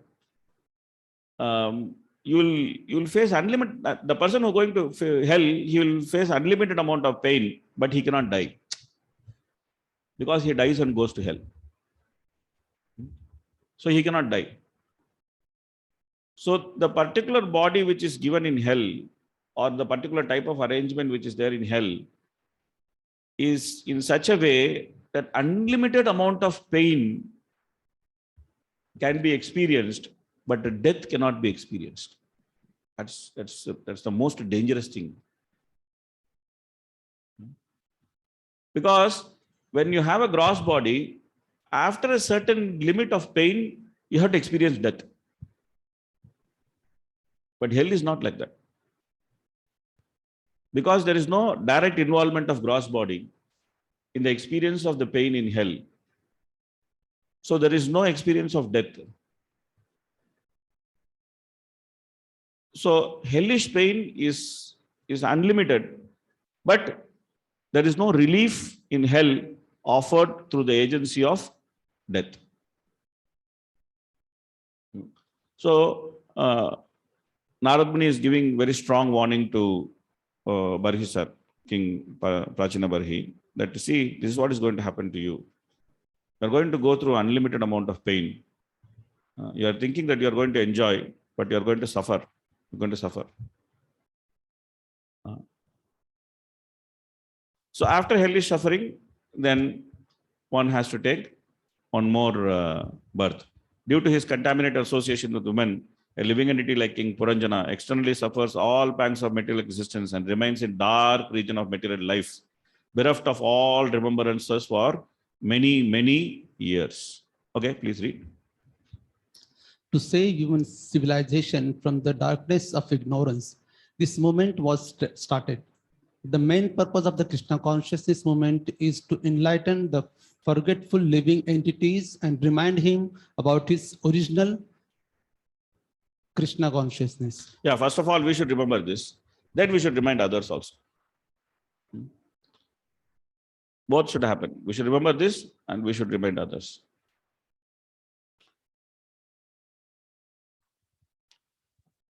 King Puranjana gave up his body while remembering his wife, and consequently, in his next life, he became a very beautiful and well-situated woman. He took his next birth as daughter of King Vidarbha in the very house of the king. So now Puranjana has become Vaidarbhi. A man has become woman. This is what is happening.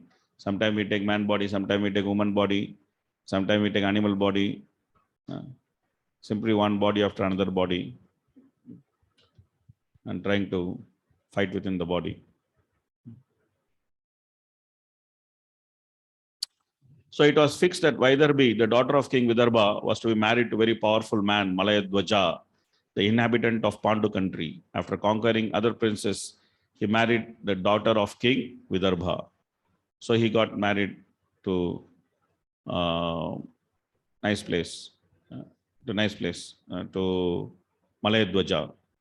And Malayadwaja means that one who is fixed in devotional service like a mountain. It's called Malayadwaja. He's a Mahabhagavata. He said that he's a Mahabhagavata. He's a great devotee. And then the Pandya kingdom stands for transcendental knowledge. Panda means knowledge, and Pandya means the place of transcendental knowledge. The word Parapura is Vaikunta. It's refers to Vaikunta. So Malayadwaja fathered one daughter who had very black eyes. He also had 7 sons who later became rulers of the tract of land known as Dravida. Thus, there were 7 kings in that land. Roji, Yeah. Roji, this till now throughout the allegory we are finding that in one sense this character of Puranjana is not being shown very good. Means throughout he is having very past bad track. Now he's getting into a woman body. But at this turning point, we are finding why it is being shown that he got married to some Mahabhagavad devotee in the next body of woman. So why Narad Muni is bringing this good turning point in the character of Puranjana? So there are two. First is that Puranjana did many pious activities. It was previously said that he did pious activities. But you find that these animals are piercing him with horn. That means it is being condemned. That is due to the discrepancy in the pious activities. See, there are 2 things. One is that you do some pious activities, get some pious credit. Okay, but the way the pious activities are there, that even if there is some small discrepancy in pious activity, then you get some sinful reaction and you have to suffer for that. But you have done some pious activity, so he is going to enjoy. Okay.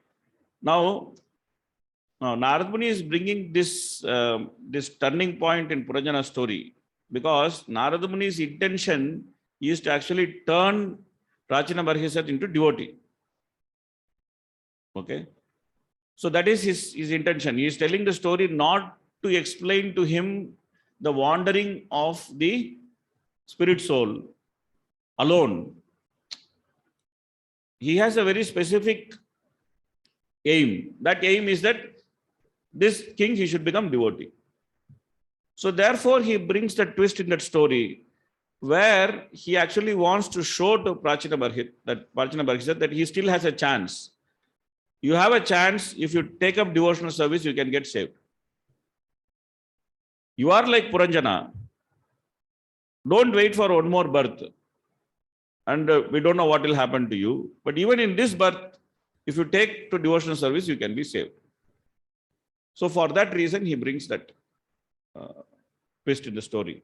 But he also wants to warn him that it is not going to be easy. You're not going to enjoy with all your activities you're done. You're going to suffer. You're going to get another body, and that body may be woman's body because you're so much addicted to sex enjoyment. But he wants to tell him all that. He wants to sufficiently warn him, and he wants to make him sufficiently afraid so that he becomes serious in hearing what is going to happen. Okay. Now he has come to a stage where Puranjana's life looks hopeless. Okay, that he suffered in hellish condition, he became woman, and now what is going to happen to him, we don't know. His life has become hopeless. He has brought to the stage. Okay, अरे वो लड़की बन गया और उसका इतना suffering हो गया, अभी ये किसके साथ शादी करेगा, इसका जिंदगी क्या होएगा. He is brought to a stage of suspense where things may go into any direction. Now he is bringing positive direction into that story. Okay, and he's saying that, see, when you take this direction, then everything becomes auspicious. So that is the end. He wants Puranjana himself to come. So he is bringing that end into the story. Okay, please read. The great Acharya who preaches devotional service, or the word belong to the category of Sakhyam Atmanivedanam. A neophyte devotee cannot actually become a preacher. The neophyte is advised to execute devotional service in the 7 other fields, Shravanam, Kirtanam, etc. If one can successfully execute the preliminaries, 7 items, he can in the future be situated on the platform of Sakhyam Atmanivedanam. Yeah, so even in Nectar of Devotion, Rupa Goswami explains that it is very difficult to see these 2 forms of bhakti in the practice stage. When he actually explains Sakhyam and Atmanivedanam, that time itself he makes it very, very clear that this is not something which is normal, this is rare. But when he explains other processes, he says that these processes should be practiced. But when he specifically comes to explain these 2 processes, He says that this is very, very rare to find it. Okay. So the point is, that's why it was called as the 7 processes were previously indicated, not the 9 processes. So the Dravida Desha also indicates the acharyas who come from there who have spread bhakti. So, okay. Guruji, neophyte cannot become preacher means? Neophyte cannot become preacher. That's it. So it is told that means we are neophyte. But you should know. I cannot tell you. I don't have a certifying agency to say who is neophyte, who is not neophyte. I know I am neophyte. That much I know. That's why I said I don't consider myself as preacher. Neophyte cannot become preacher. It does not mean that he should not preach. Okay. Generally, a neophyte is more interested in preaching and less interested in practice. Okay. A person who is Madhyamadikari, he is less interested in preaching, he is more interested in practice. It's not that he will not preach, but his priority is practice. His priority is not preaching. He wants to practice properly so that he can preach. But neophyte is not like that. His priority is to preach. He wants to preach. But if you see his preaching and his practice, there will be a lot of difference in his preaching and his practice. That's the very nature of neophyte's preaching. So he cannot be a very effective preacher because people will easily see through him. After some time, they will understand that, okay, bolta hai, karta kuch aur hai. Like, I used to joke that there are many preachers in ISKCON who have this idea that life is meant for living and philosophy is meant for preaching. Life is meant for living and philosophy is meant for preaching. That's not correct. The reverse is true. What is that? Life is meant for preaching and philosophy is meant for living. So a neophyte thinks like this: life is meant for living, philosophy is meant for preaching. So आपको philosophy preach कर दो. अभी तुम्हारा जिंदगी तुम्हारा मर्जी से जी लो. So he cannot be a preacher. He cannot be a very effective preacher. One who applies philosophy can be more effective preacher. So that's why Prabhupada says neophyte cannot be preacher. But we are a preaching movement, so everybody should preach. So whether one is neophyte, not neophyte, everybody should preach. But we should also be aware that we should not get carried away by preaching. We should very carefully see that where is our practice, where is our preaching. Sometimes people become so busy in preaching that they don't practice. I'm so busy, I don't have time. I'm so busy in preaching. So what is happening to your practice? No, I cannot come for Mangalarati because I'm so busy in preaching. I cannot chant 16 rounds because I'm so busy in preaching. I cannot do this. I cannot read Bhagavad. I cannot sit in Bhagavatam class because I'm so busy in preaching. That means he's in problem. Somebody should go and help him. Somebody should make him understand that he is harming himself. He is not, but he is thinking he's doing a great job because I'm so busy in preaching. I'm sacrificing everything. I'm preaching. He's not sacrificing. He's sacrificing his own Krishna consciousness. What preaching he can do to others? That is what is neophyte. A neophyte means a person who does not understand the value of his practice. That how important it is for him to practice Krishna consciousness. He simply knows Prabhupada books, he simply knows some philosophy, he simply knows this, he can make some presentation of philosophy, then he just keep on doing this. And thinking that he's doing a great job. Does not know the value of his practice. If he, first of all, he has to save himself, then only he can save others. If he's not saving himself, how he is going to save others? Like in first canto, no? That Yudhishthira is lamenting, oh, my uncle is blind man. He went to the forest. Who will take care of him? Oh, my aunt, she is faithful follower of my uncle. She has blinded her eyes. Who will take care? I was only taking care of them. I gave them nice shelter, nice food. I gave them so much respect. Now what will happen to them? Narad Muni is saying, stop this nonsense, please. Excuse me. Kala karma gunadino dehoyam pauncha bhautikaha katam anyamstu gopayat sarpagrasta param. He's asking very nice question. That you yourself are eaten by the snake. Your sarpagrasta. Snake has caught you. And you are telling you, I'm going to save all these people. What you are going to save? Katam anyamstu gopayat. So that's why Prabhupada is saying neophyte cannot be preacher. Neophyte means one who does not understand the value of him becoming a devotee in Krishna consciousness, and nor he understands the value of other devotees. He doesn't understand both. He thinks he is great. Sometimes he has some doubt that why did my spiritual master take so many disciples? Should have just taken me as disciple. All these people are disciples of my spiritual master, unqualified fellows. Anyway, my spiritual master is merciful. He has taken all these people as disciples. And I am the right person for my spiritual master. I am the right kind of disciple. He has that idea.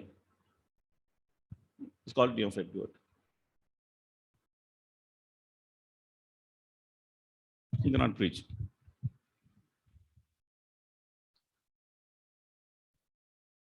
Okay, so we should focus on executing the 7 items of devotional service very carefully. When we execute the 7 items of devotional service very carefully, then we can think of executing Atma Nivedanam and Sakyam. It's not so easy.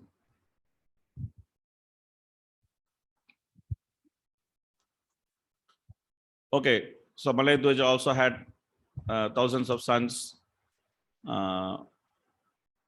Okay, please read. No one should think that the Krishna consciousness movement is a new movement. As confirmed by the Bhagavad Gita and Srimad Bhagavatam, it is very, very old movement, for it has been passing down from one Manu to another. Just continue to read. Continue to read. The disciples, No, just continue to read.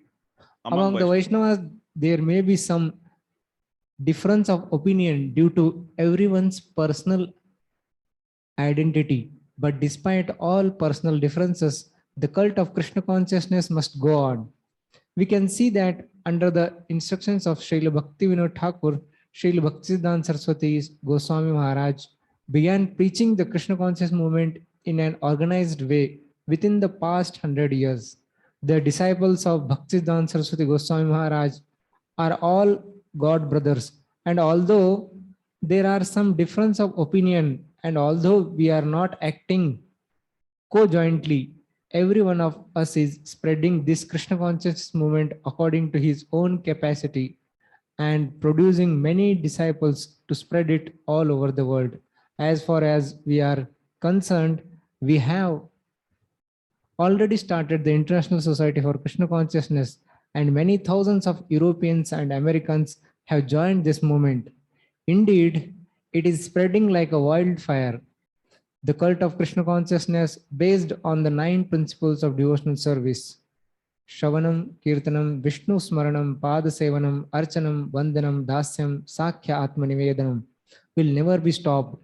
It will go on without distinction of caste, creed, color, or country.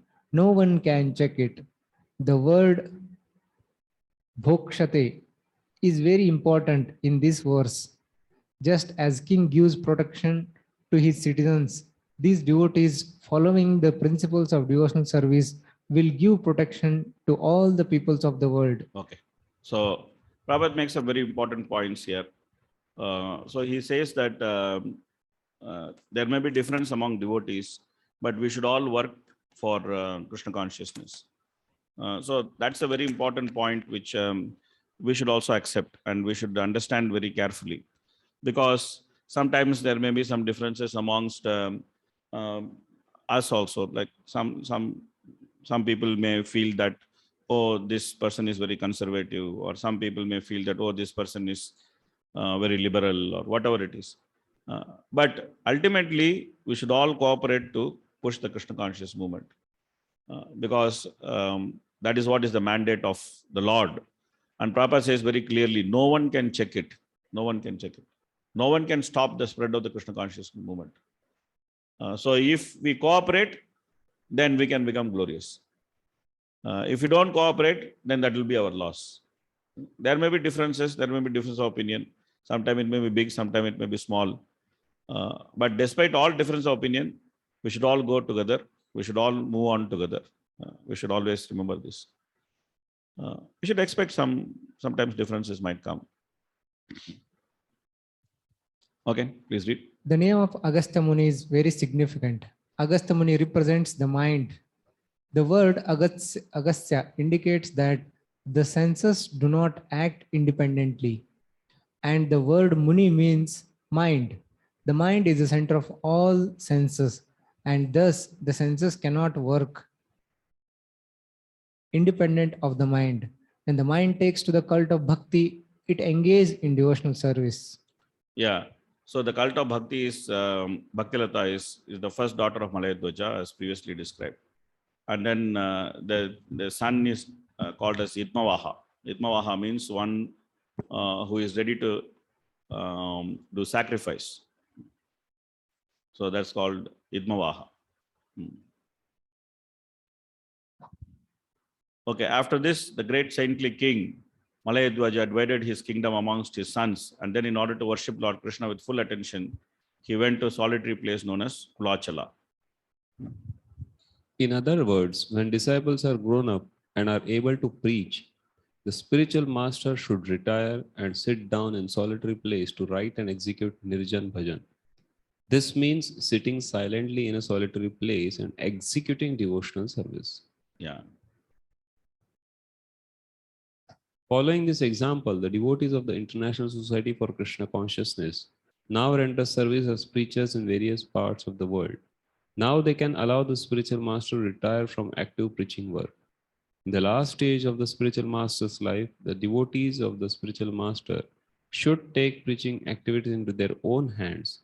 In this way, the spiritual master can sit down in solitary place and render Nirjan Bhajan.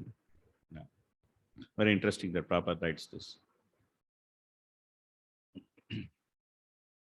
Okay, so we will take a break here because now Malayadwaja has gone to forest, and now Vaidarbi is also going to go to forest, and they are going to do austerities together. So it's a good time to take a break. We'll take break and then we'll come back. Hare Krishna, Krishna Krishna, Hare Hare, Hare Ram, Ram Ram, Hare Hare.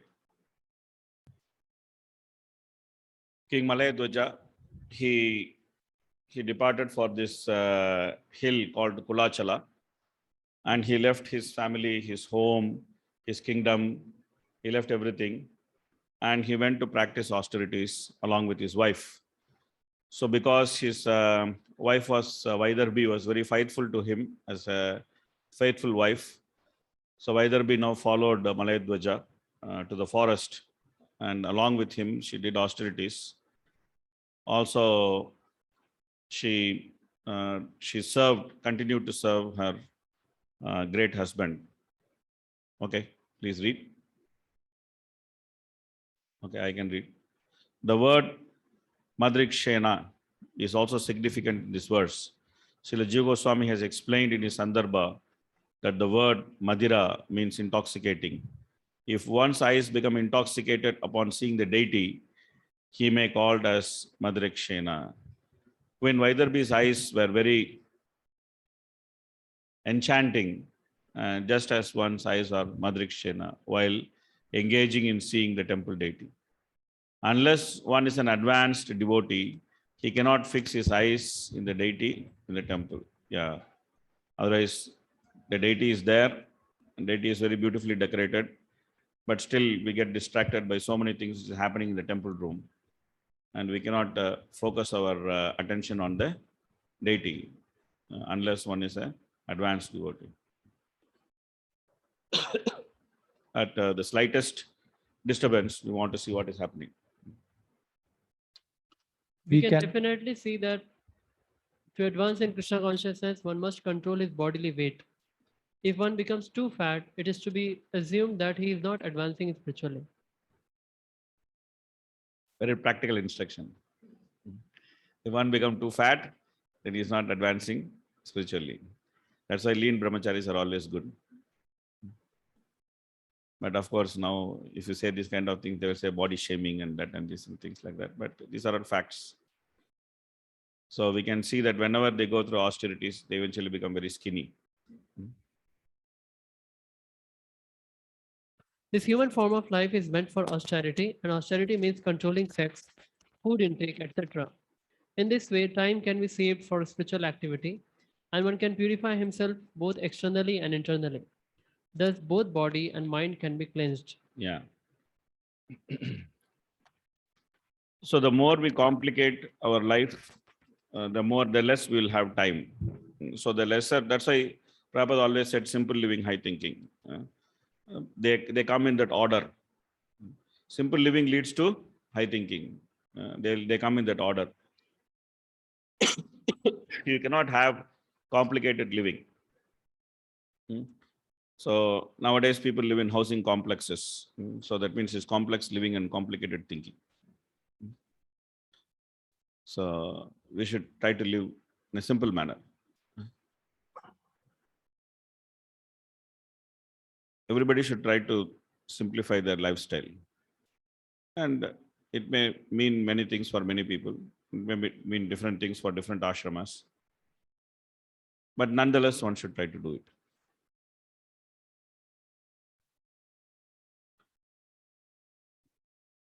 Okay, so he did austerity and he did not move for 100 years by the calculation of demigods. After this time, he developed pure attraction for Krishna, the Supreme Personality of Godhead, and remained fixed in that position. Narada Muni is, he wants the king to appreciate that it is not very easy to get devotional service. They're going to take long time. Even if one wants to get devotional service, it's going to take long time to get devotional service. It's not like so easy. So therefore, he says Divya Varsha Satam, that for 100 years of demigods, he was doing austerity so that he could develop pure devotional service. Okay. Not only must one come to the conclusion that Krishna is everything, but he must remain fixed in this realization. This is the highest perfection of life, and it is this perfection that King Malayadhwaja attained at the end. Yeah, so it is relatively easy to understand that that Krishna is everything. That's relatively easy to understand. The easiest thing to understand is Krishna is Supreme Personality of Godhead. That's the easiest thing to understand. Means that we can know, it's there in the scripture, Ishvara Parama Krishna Sachidananda Vigraha Anadiradir Govinda Sarva Karana Karna. So that's easy to understand, that there's enough scriptural evidence to show that Krishna is Supreme Personality of Godhead. So we can accept it. Yes, Krishna is Supreme Personality of Godhead. But little more difficult to understand is that Krishna is always correct. It's a little more difficult to understand. Sometimes we think that maybe Krishna is a little bit wrong. He's not dealing with me nicely, properly. I deserve some better treatment. Krishna has some little bit of error of judgment. So it's a little bit more difficult to understand that Krishna is always correct. But even if we try to understand that Krishna is always correct, it's even more difficult to understand that Krishna always delivers justice. That's a little bit more difficult to understand than this, that Krishna is always correct. We may accept, okay, he is God, he is correct, but I don't think it is just. God is doing whatever he was doing, that's correct, okay, it's okay. But is it justice? Is it justified that I should go through this experience? I don't think it is justified that I should go through this experience. So it's a little bit more difficult to understand that Krishna's justice is infallible. Even more difficult to understand is that the fault is mine. That's even more difficult to understand. Okay, maybe not Krishna's fault, but it is some other person's fault. It's not my fault. It's some other person's fault. Because accepting that Krishna's justice is infallible means also to accept that when things go wrong, it is my fault. That's even more difficult to understand. And the most difficult to understand is that Krishna is nice and sweet. That's the most difficult thing to understand. Progressively, one is more difficult to understand than the other. But if you understand all these things as a package, then we can remain fixed in this realization of Krishna is everything.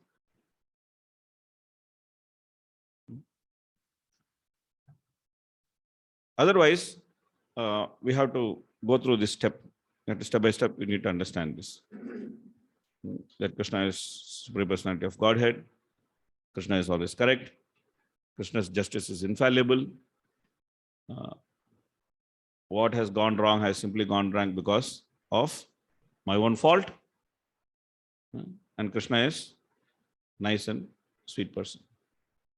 Very difficult to understand. So when we understand these things together, then that means you attain perfection.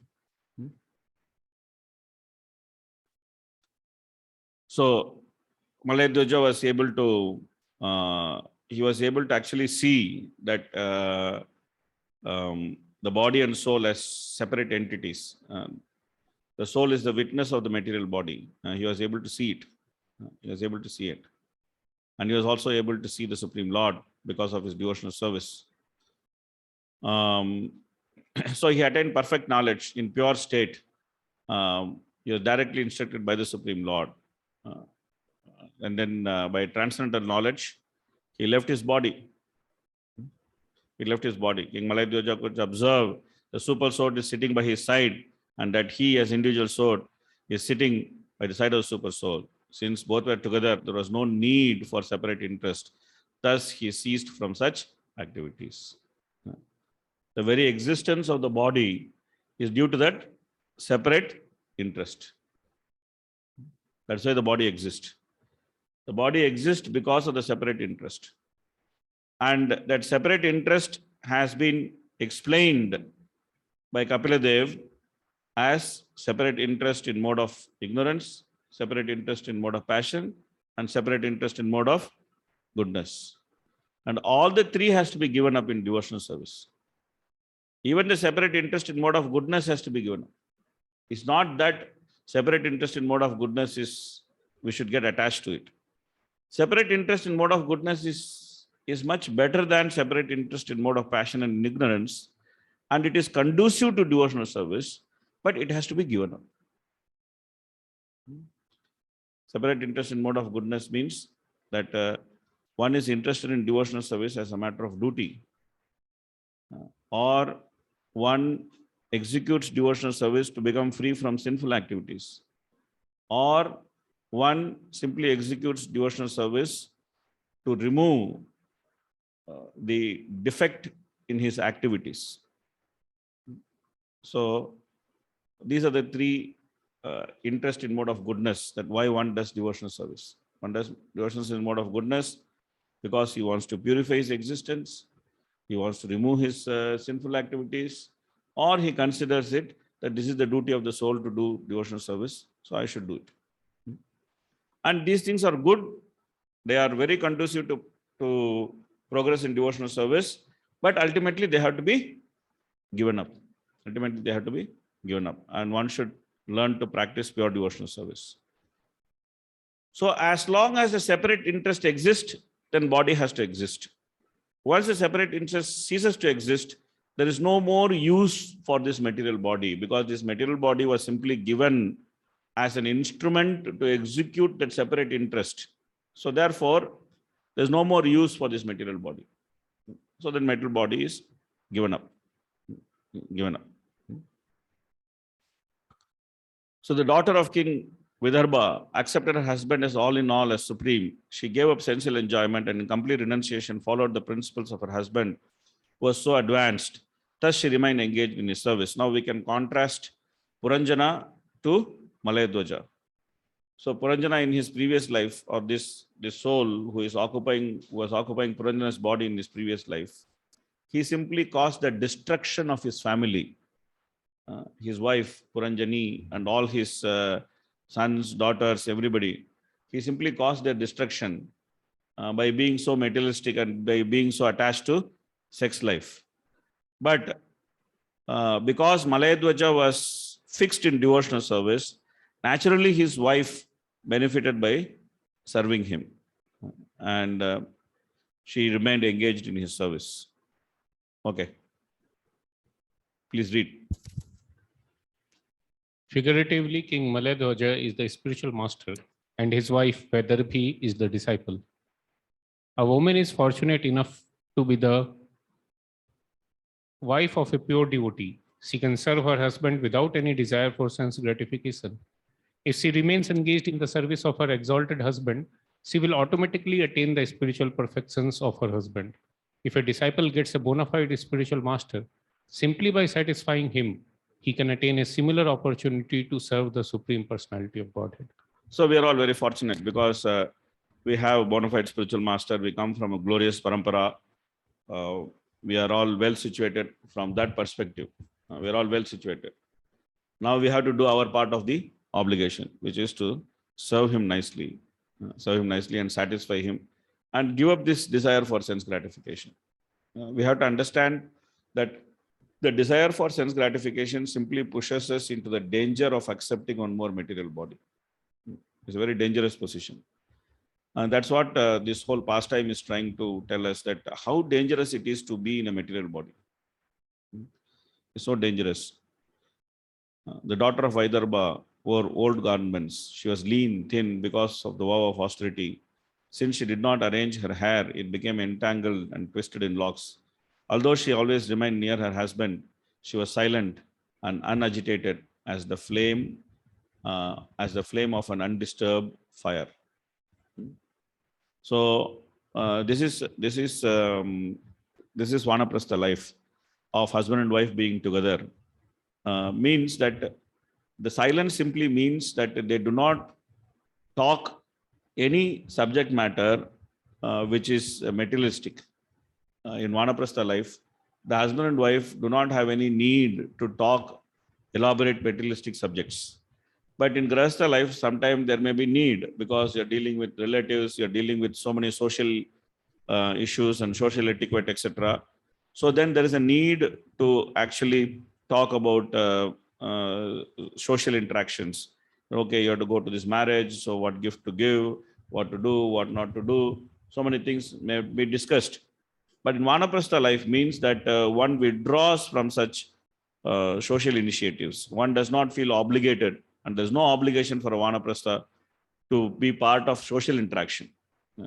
One should not think that Vanaprastha life, but still I have to go to my mama ka, chachi ka, beti ka, beta ka wedding, and after that I have to go and do something there. All these things is not required. Vanaprastha life means this all given up.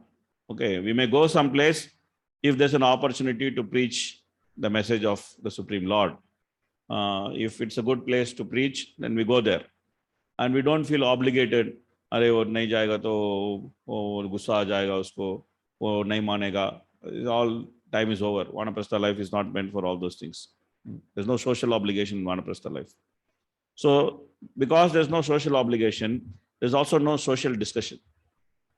The discussion between husband and wife is limited to Krishna consciousness, or it is predominated by Krishna consciousness. Maybe some little bit discussion. Okay, आज दूध लेने का है, आज सब्जी खरीद करने का है, something like that. But even that is connected to devotional service. So that's what it becomes. That's the nature of a relationship between husband and wife in Krishna consciousness in Vanaprastha life. Grahastha life means there could be more talks. More talks. Okay, please read. When one begins to burn firewood, there is smoke and agitation in the beginning. Although there are so many disturbances in the beginning, once the fire is completely set, the firewood burns steadily. Similarly, when both husband and wife follow the regulative principles of austerity, they remain silent and are not agitated by sex impulses. At such a time, both husband and wife are benefited spiritually. One can attain this stage of life by completely giving up a luxurious mode of life. Yeah, it's very important. Vanaprastha life and luxurious life, mode of life, it doesn't go together. Necessarily, we have to simplify our lifestyle.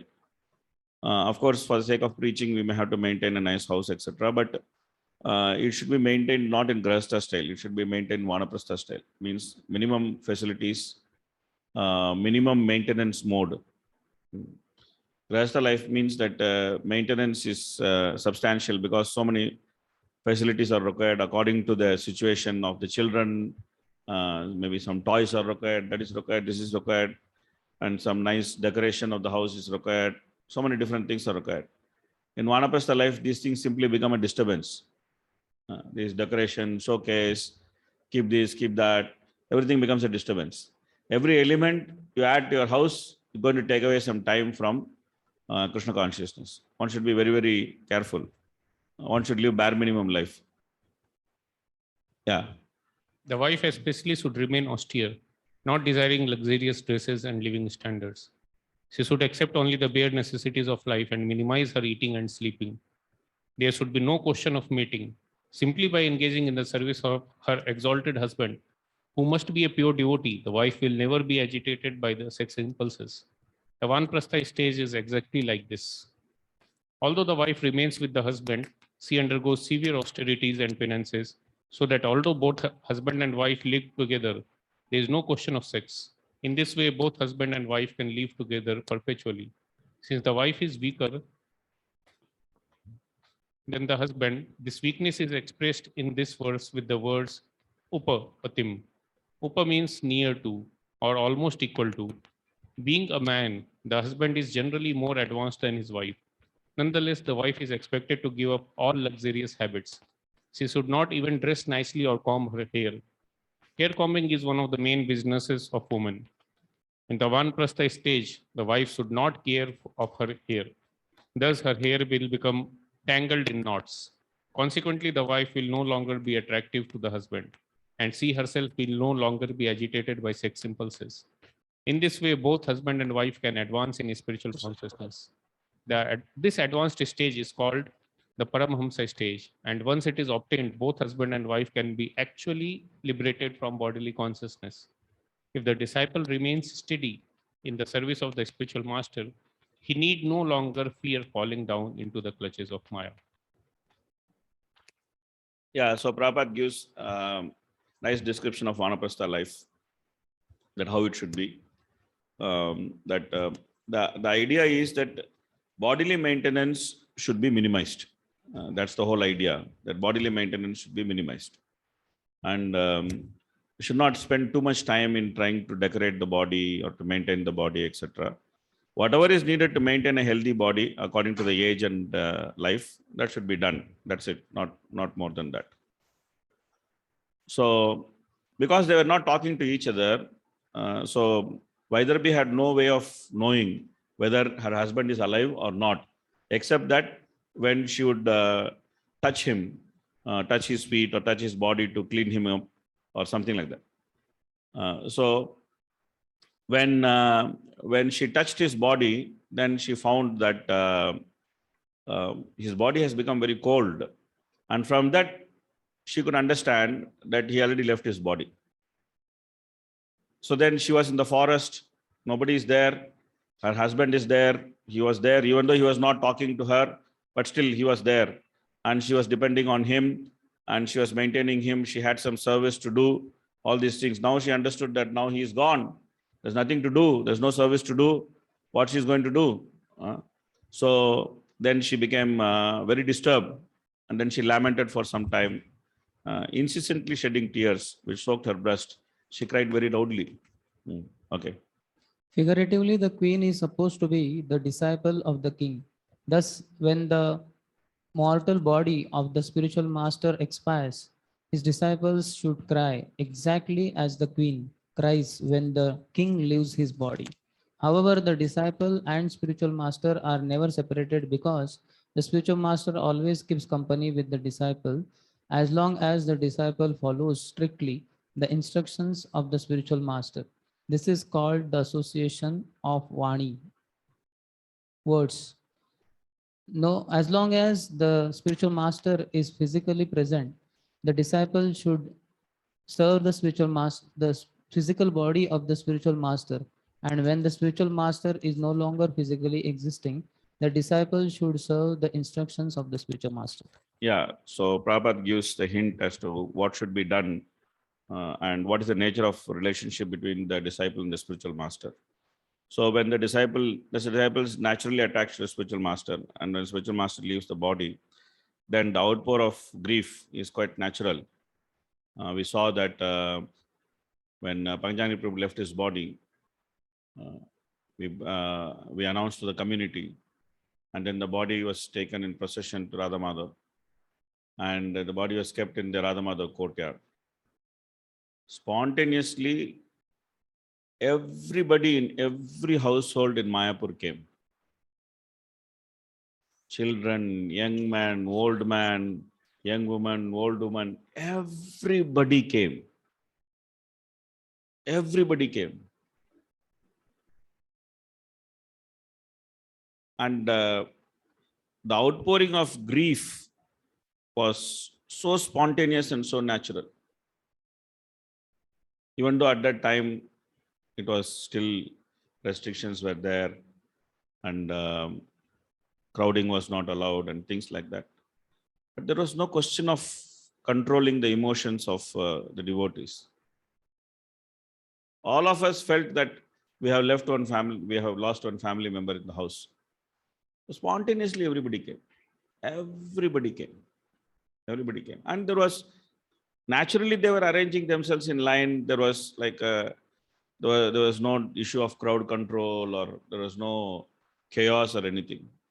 They all came. Naturally, they were arranging themselves in line. They were all crying. They were, and there was an arrangement to circumambulate his body and offer some flowers from distance. So they all circumambulated his body, offered some flowers at distance, and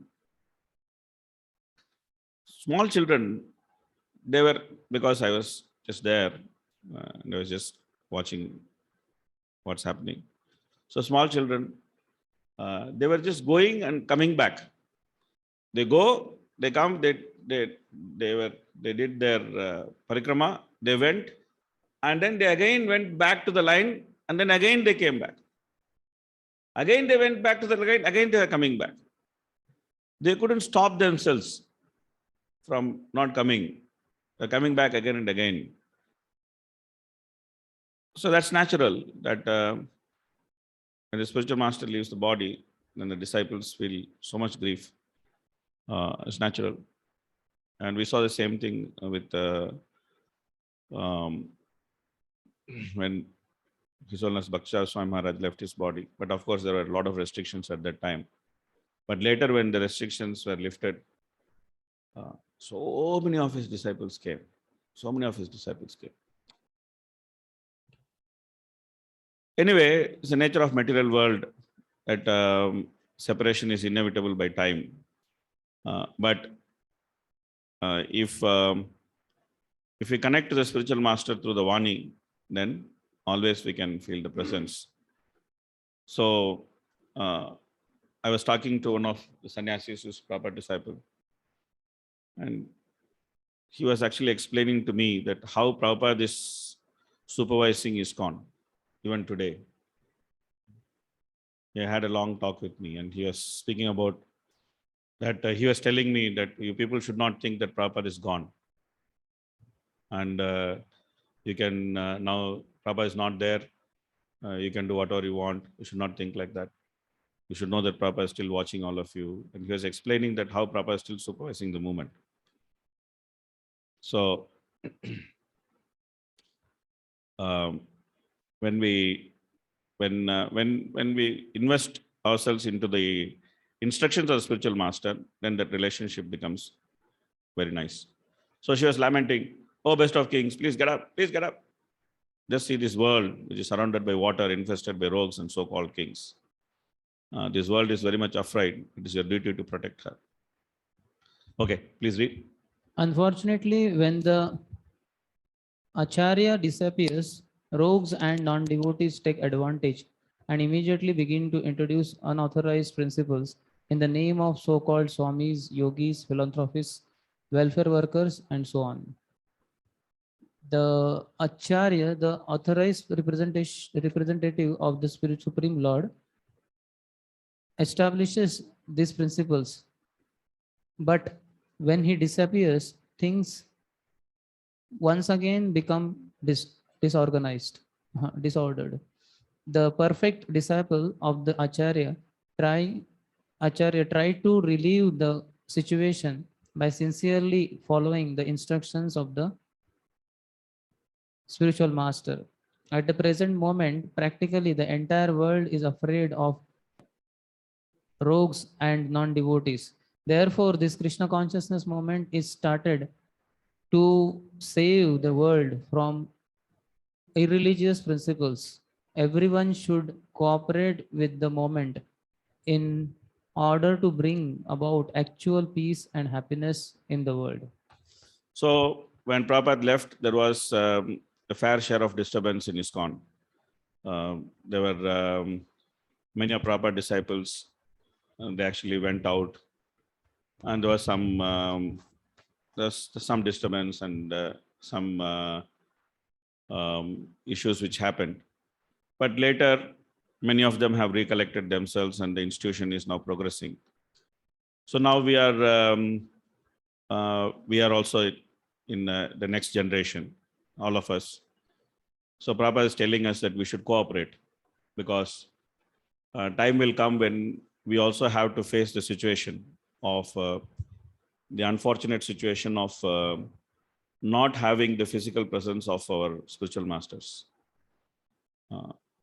So what will help us is that when we cooperate together, that will help all of us, and we can together please Srila Prabhupada. So these are some valuable instructions that Prabhupada is giving to us, that what to expect and how to overcome. Normally, sometimes these things are not so easily discussed, because no one wants to discuss a situation like this, that what will happen when the spiritual master leaves the body. It's not a very pleasant discussion. It's not some topic which you would like to meditate upon or discuss. Naturally, it is like that. It is true. None of us want our spiritual master to leave the body. That people like me, who are a little older, we are thinking that, okay, as long as spiritual master is living, we can leave the body before him. It will be very nice. So we have some desire like that. Okay, he's there, we'll leave, it will be very nice. We cannot imagine that what will happen to us if he's not there. But that's also another reality that we may have to face, that the physical presence of the spiritual master may not be there, and the responsibility of cooperating will come to our generation. We should prepare for that. We should all become very mature. We should all be ready. We should try to cooperate. And this way, we can please Prabhupada, we can please, and we should expect that due to the influence of rogues and non-devotees, there could be problem. And Prabhupada says that this happens. And then the solution also Prabhupada is giving, that solution is to cooperate. So this is something which we should not think that there'll be no problem. If it is no problem, it will be good. But Prabhupada is warning us that there will be disturbance, there will be problem, and the solution is to cooperate. So very important instructions, especially for our generation. We have a great responsibility. We have great acharyas. We have a great movement. And we also have to face the great test of how we will take it forward. And if we pass that test, then it will be our glory that, okay, we passed the test. Our acharyas will be very pleased with us. Okay, these guys passed the test. They'll be very pleased with us.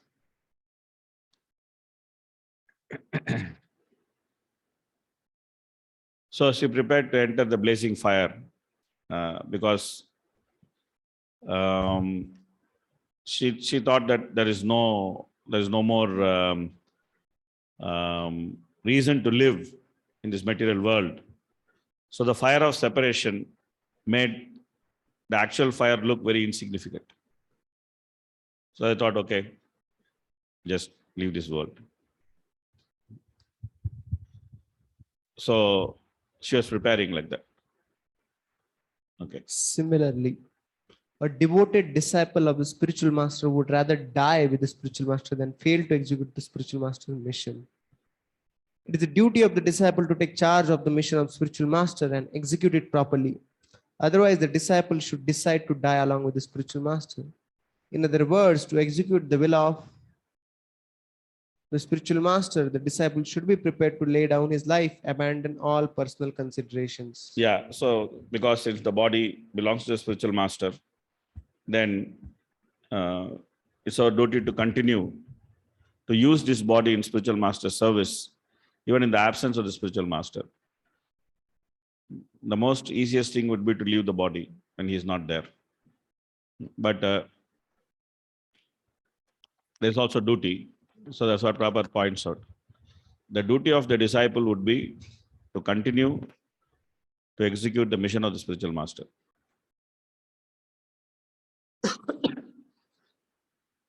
So at that time, my dear king, one Brahmana, who was old friend of King Puranjana, came to that place and began to pacify the queen with sweet words. So now enters the hero. The hero of this allegory enters in the end. He came in the beginning of the story and then there was no talk about him. And now in the climax, he makes the re-entry. So the hero re-enters in the climax. Okay, please read. When one becomes serious to follow the mission of spiritual master, his resolution is tantamount to seeing the Supreme Personality of Godhead. As explained before, this means meeting the Supreme Personality of Godhead in the instruction of the spiritual master. That one should serve the word of the spiritual master. The disciple must stick to whatever the spiritual master orders. Simply by following on that line, one sees the Supreme Personality of Godhead. Yeah. So Prabhupada says some very significant thing. This means meeting the Supreme Personality of Godhead in the instruction of the spiritual master. This is something which we should think about. That this is how we will see Krishna. This is the way we can see Krishna. Okay. Please read further. In conclusion, if a disciple is very serious to execute the mission of spiritual master, immediately associates with the Supreme Personality of Godhead, Vani or Vapu, this is the only secret of success in seeing the Supreme Personality of Godhead. Instead of being eager to see the Lord in some bush of Vrindavan while at same time engaging in a sense gratification, if one instead sticks to the principle of following the word of the spiritual master, he will see Supreme Lord without difficulty. Yeah. So Prabhupada is warning us that we should not become simply sahajas. That Prabhupada is saying that we should not be eager to see the Lord in the bush of Vrindavan at the same time engaging in sense gratification. Mukti Swayam Muktanjali Sevate Sman. Liberation is no problem for pure devotee. All material convenience are simply awaiting him at all stages of life. When a person's relative dies, renunciation is automatically visible. Consultation with the super soul seated within everyone's heart is possible only when one is completely free from the contamination of material attachment. One who is sincere and pure gets an opportunity to consult with the Supreme Personality of Godhead in his Paramatma feature sitting within everyone's heart. So as long as that purity is not there, then one should simply consult the spiritual master. Okay, please read. A sincere devotee who follows the instruction of the spiritual master certainly gets direct instruction from his heart, from the super soul. Thus, a sincere devotee is always helped directly or indirectly by the spiritual master or the super soul. Yeah. So The Brahmana is saying, my dear friend, even though you cannot immediately recognize me, can't you remember that in the past you had been a very intimate friend? Unfortunately, you gave up my company and accepted the position of the enjoyer of this material world. This is the super soul speaking. Yeah, please read. This is an explanation of how the living entity falls down into this material world. When the living entities desire to enjoy themselves, they develop a consciousness about duality and come to hate the service of the Lord. By misusing his independence, the living entity falls down from the service of the Lord and takes a position in this material world as an enjoyer. That is to say, the living entity takes his position within material body. Wanting to take a very exalted position, the living entity instead becomes entangled in a repetition of birth and death. The Supreme Lord is supreme friend of everyone. However, no one can take advantage of the Supreme Friend's instructions while making his own plans to become happy, entangling himself in the modes of material nature. So Prabhupada quotes Bhaktaram Agyatapasam Sarvaloka Maheshwaram Surdam Sarvabhutanam Nyatva Mam Shanti Brachati. Because in this material world, this is what is happening. Those who are in mode of passion and ignorance, they are simply trying to become enjoyers and controllers. So those who are in passion and goodness, they are simply trying to become well-wishers. They are simply trying to become well-wishers. But we can neither be enjoyer, nor be controller, nor be well-wisher. Supreme Lord is the enjoyer, he is the controller, he is the well-wisher. That has to be understood. Then only we can become peaceful. So the super soul is nicely instructing Vaidarbhi or the soul. My dear gentle friend, both you and I are exactly like two swans. We live together in the same heart, which is just like the Manasa lake. Although we have been living together for many thousands of years, we are still far away from our original home. So that is what the Lord is telling the Jiva, that we both are friends. We are living together for thousands of years. We don't see that how Krishna has accompanied us. We don't even recognize what is the nature of Krishna's love. Even though Krishna tries to repeatedly educate us about how much he likes us, but we never like to see it. So even to, like today morning, we're discussing in the class that even to forget Krishna, we need Krishna. We don't even have the ability to forget him independently. Everything is facilitated by him. Forgetting him, remembering him, everything is facilitated by him. So if we try to understand that how Krishna deals with us, then we can try to understand 10th canto. That's why Prabhupada says that without understanding 9 cantos, we cannot understand 10th canto. So the Acharyas have said that the cause can be found in the effect. If the effect is material world, then the Supreme Personality of Godhead's love can be found within this material world. The nature of his love can be experienced by carefully observing the activities of this material world. We can very easily experience the nature of Krishna's love by actually seeing the material world. And that's why the 9 cantos are there. The 9 cantos list the happenings of the material world. In a way, we can actually appreciate what it means, what means love, and how much Krishna loves us. That's the one singular topic which is explained in Bhagavad Gita and Bhagavata. There's only one topic. There's no other topic. And the topic is Krishna wants to tell us, I love you even if you don't love me. That's the only topic. You may leave me, I don't leave you. That's the kind of lover Krishna is. So Krishna is a kind of lover who loves us even if we don't love him, who doesn't leave us even if we leave him. To understand this, we have to study Bhagavad Gita and 9 cantos of Bhagavata.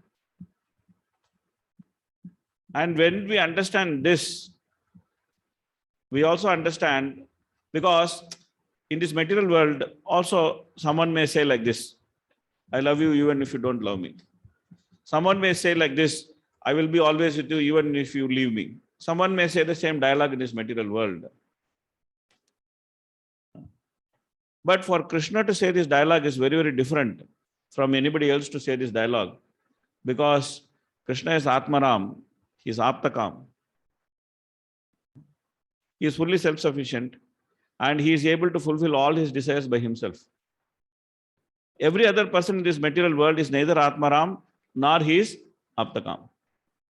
So whenever he is expressing his love, it is simply because of his own deficiency he is expressing his love. That is the nature of expression of love in the material world. The expression of love is simply to cover one's own deficiency. But Krishna has no deficiency. Consequently, there is no need for him to love. But still, Krishna loves. And loves with that kind of intensity that is very difficult to understand. So therefore, one should search through the 18 chapters of Bhagavad Gita and the 9 cantos of Bhagavatam, the nature of that love. If one is able to search through that nature of that love, and if one is able to understand even little bit, what does it mean to be in love, then one can hope to understand little bit of 10th canto. The spiritual master is the one who actually understands that language of love. The acharyas are the ones who actually understand that language of love. Therefore, without the guidance of the spiritual master or without the guidance of the acharyas, it is impossible to understand the language of love of Krishna. It's impossible to understand. Because they are the practical manifestation of that loving feature of Krishna.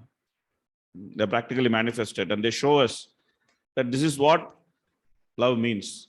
This is how it means to love someone. Because what a disciple can give to spiritual master?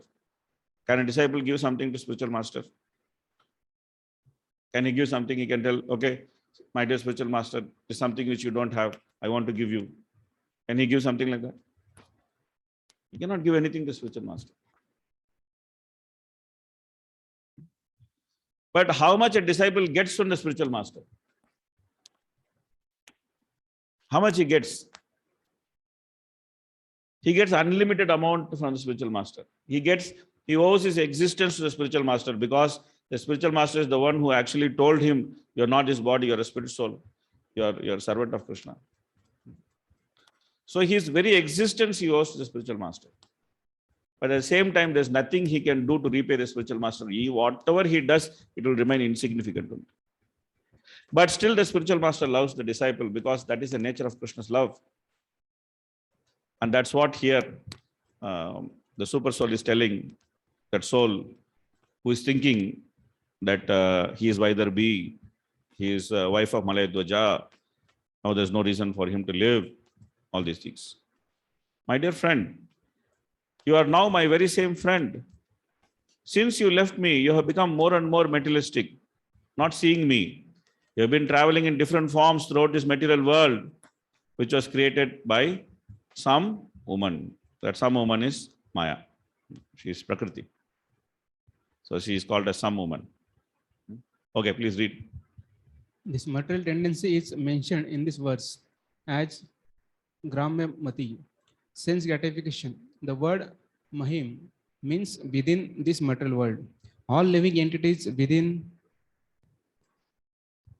this material world are sensually inclined. Consequently, they become entangled in different types of bodies and suffer the pangs of material existence.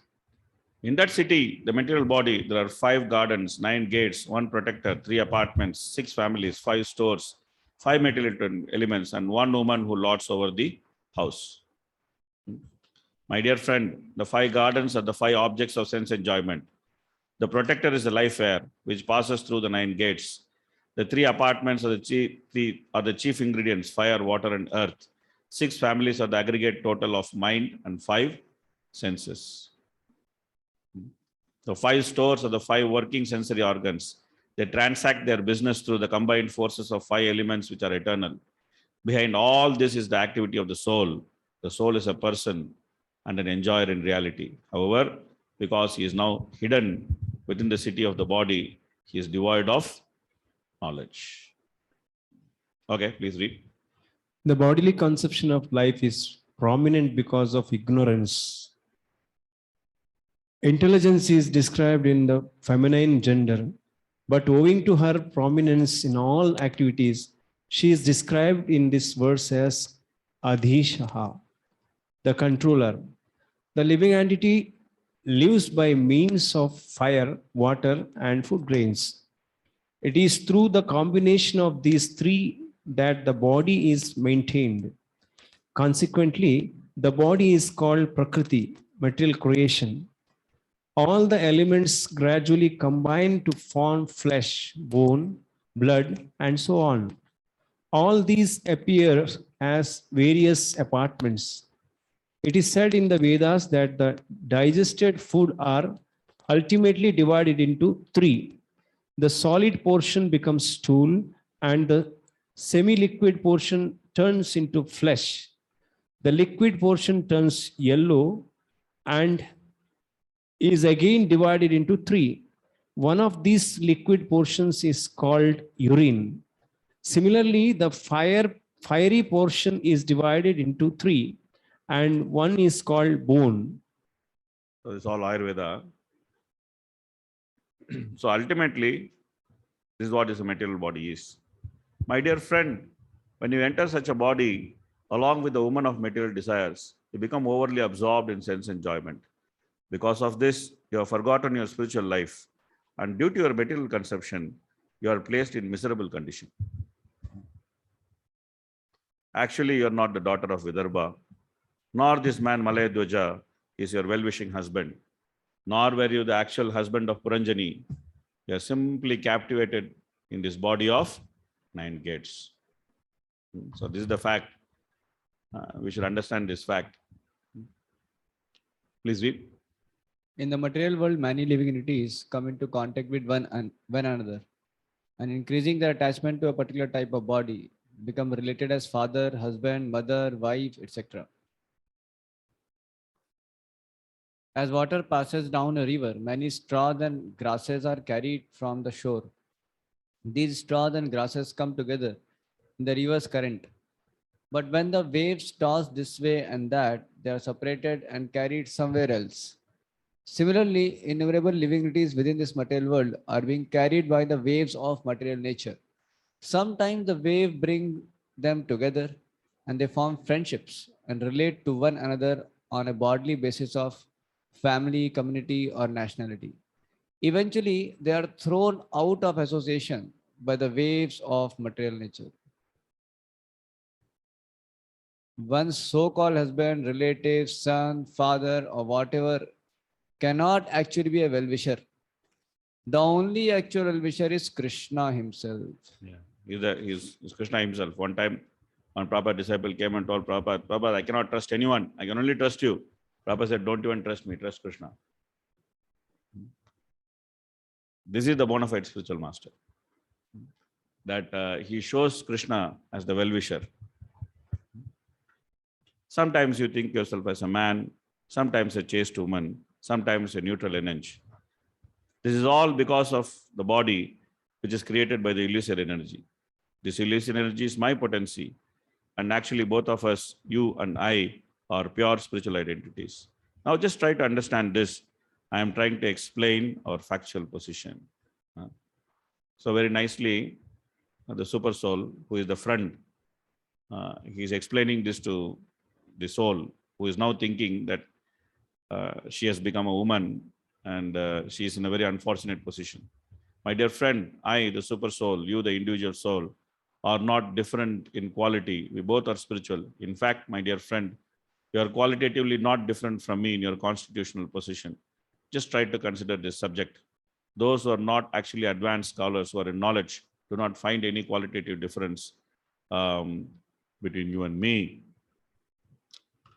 As a person sees the reflection of his body in a mirror, to be one with himself, not different. Whereas others actually see two different bodies in our material condition in which the living being is affected, yet not affected. There's a difference between God and the living entity.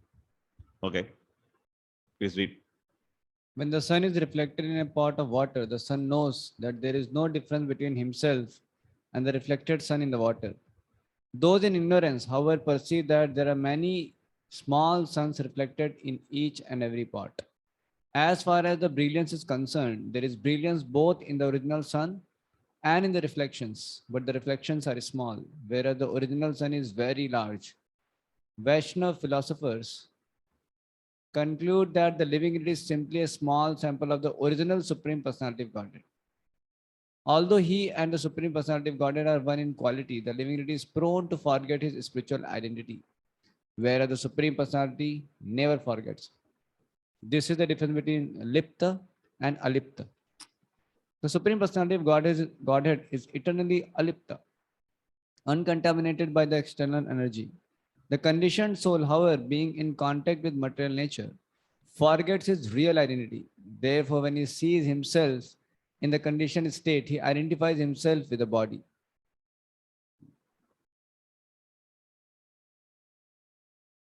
In this way, both swans live together in the heart. But when one swan is instructed by the other, he is situated in his constitutional position. This means he regains his original Krishna consciousness, which was lost because of his material attraction. Please read. Hamso hamsena pratibodhitaha. One swan, however, is superior and is the instructor of the other.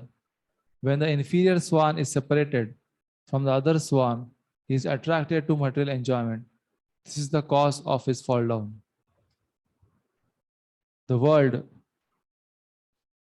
swastaha means situated in one's original position is very significant in this verse. When one gives up his unwanted attitude of superiority, he becomes situated in his original position. These verses are spoken by Srila Narad Muni, and his purpose in speaking them is to revive our consciousness. Although the living entity and the super soul are one in quality, the individual soul has to pursue the instruction of the super soul. That is the state of liberation.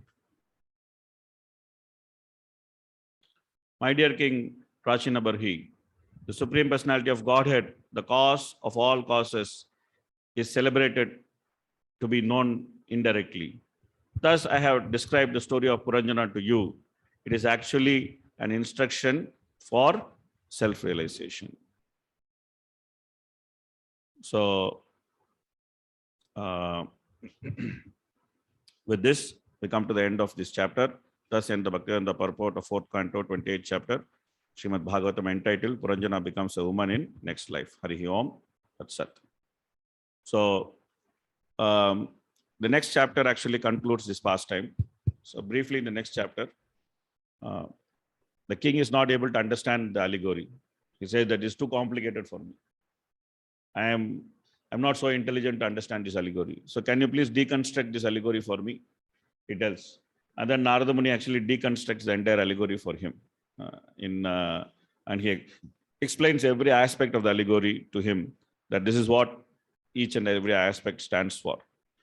Still, the king is not convinced that he should leave the kingdom because he was so attached to the kingdom. He's thinking, okay, let my sons come back, then I will give the kingdom to them and I will leave the kingdom. Then Narada Muni tells him one more allegory of the two deers trying to enjoy. And there's a hunter and then there's a tiger. So he tells him one more allegory. And after telling that allegory and explaining that allegory, now the king becomes, he becomes aware that now I have to leave immediately. Thus, he left the kingdom immediately, and then he performed austerities to become perfect. So that's explained in the next chapter, which is a very long chapter. So it has about, I think, 80 plus shlokas. So that brings us to the end of this pastime. So thank you very much for giving me the opportunity to discuss this pastime with all of you. It's very, I don't know about all of you, but it was very nice experience for me. I always wanted to discuss this pastime, but due to my different schedules, it was difficult to put my time and get into it. But anyway, whole Krishna consciousness is so nice that whatever desire we have, always it gets fulfilled. So somehow I got the opportunity to go through this pastime with all of you, the most qualified people to be with and discuss this pastime. So I'm very happy that I came here and I got this opportunity. Thank you very much. And let me also once again offer my humble apologies, because sometimes we discussed various topics, and because of the nature of this pastime and also the nature of the topics, sometimes the discussions were like subject matters were a little heavy. So some of you felt that my presentation was not very appropriate. So I please I seek forgiveness from all of you. Everything was done in good spirit, and I request all of you to take it in good spirit also. Thank you very much. Hare Krishna, Krishna Krishna, Hare Hare, Hare Ram, Ram Ram, Hare Hare. Kanitra Srimad Bhagavatam ki, Srila Prabhupada ki, Gaur Premanande. Can't not replace Salman Khan, but know what to do with this guy. I have to live with him. She doesn't think like that. She just gets captivated to one man and she remains chaste to that man. That's what is supposed to be Vedic system. Another question for the in the Vedic But of course, we should follow the law of the land. I am not saying that devotees should do child marriage. I'm not saying all that. But I'm saying that there is some validity to that system. That's what I'm saying. All right. Another question for a man, Vedic system is allowing that he can either remain brahmachari or he can marry multiple women. But for girl, it is compulsorily allowed to marry only one man. Correct, yeah. So you think Vedic system is unfair? No, I'm not saying, I'm just asking the clarification. Correct. Yeah, correct. Yes, correct. Yeah. Yeah, correct. I'm just wanting to know the reason behind this system. Because woman is considered exalted in Vedic system. Because she is the origin of progeny, therefore she is considered exalted. Her chastity, it actually ensures that the whole society is peaceful. If you want to know more, you can read first chapter of Bhagavad Gita, where Arjuna actually explains how Varna Shankara happens. So that explains why woman is given that kind of one side you can say position and other side it can say restriction. See, any exalted position comes with a restriction. Like, Prime Minister Modi is having exalted position, but how much his life is restricted? Always some 100 policemen around him, all carrying big gun. He cannot go and meet anybody like he wants. There has to be so much restriction. People cannot meet him. He cannot meet people. Position and restriction goes together. Okay. So because woman is given exalted position, therefore there is also restrictions to her, and that is to her glory. But modern world doesn't understand these things. They only look at the restriction and they think that this is some kind of slavery. No, it's because of the position there is restriction. And we can see in experience that position and restriction always goes together. Thank you. Yes, Bhakti Vaibhav Prabhu. Hare Krishna, regarding this, like we see that the early marriage is allowed for a girl. On one side, it is said. On the other side, it is said that we have a modern day problem of teenage pregnancy.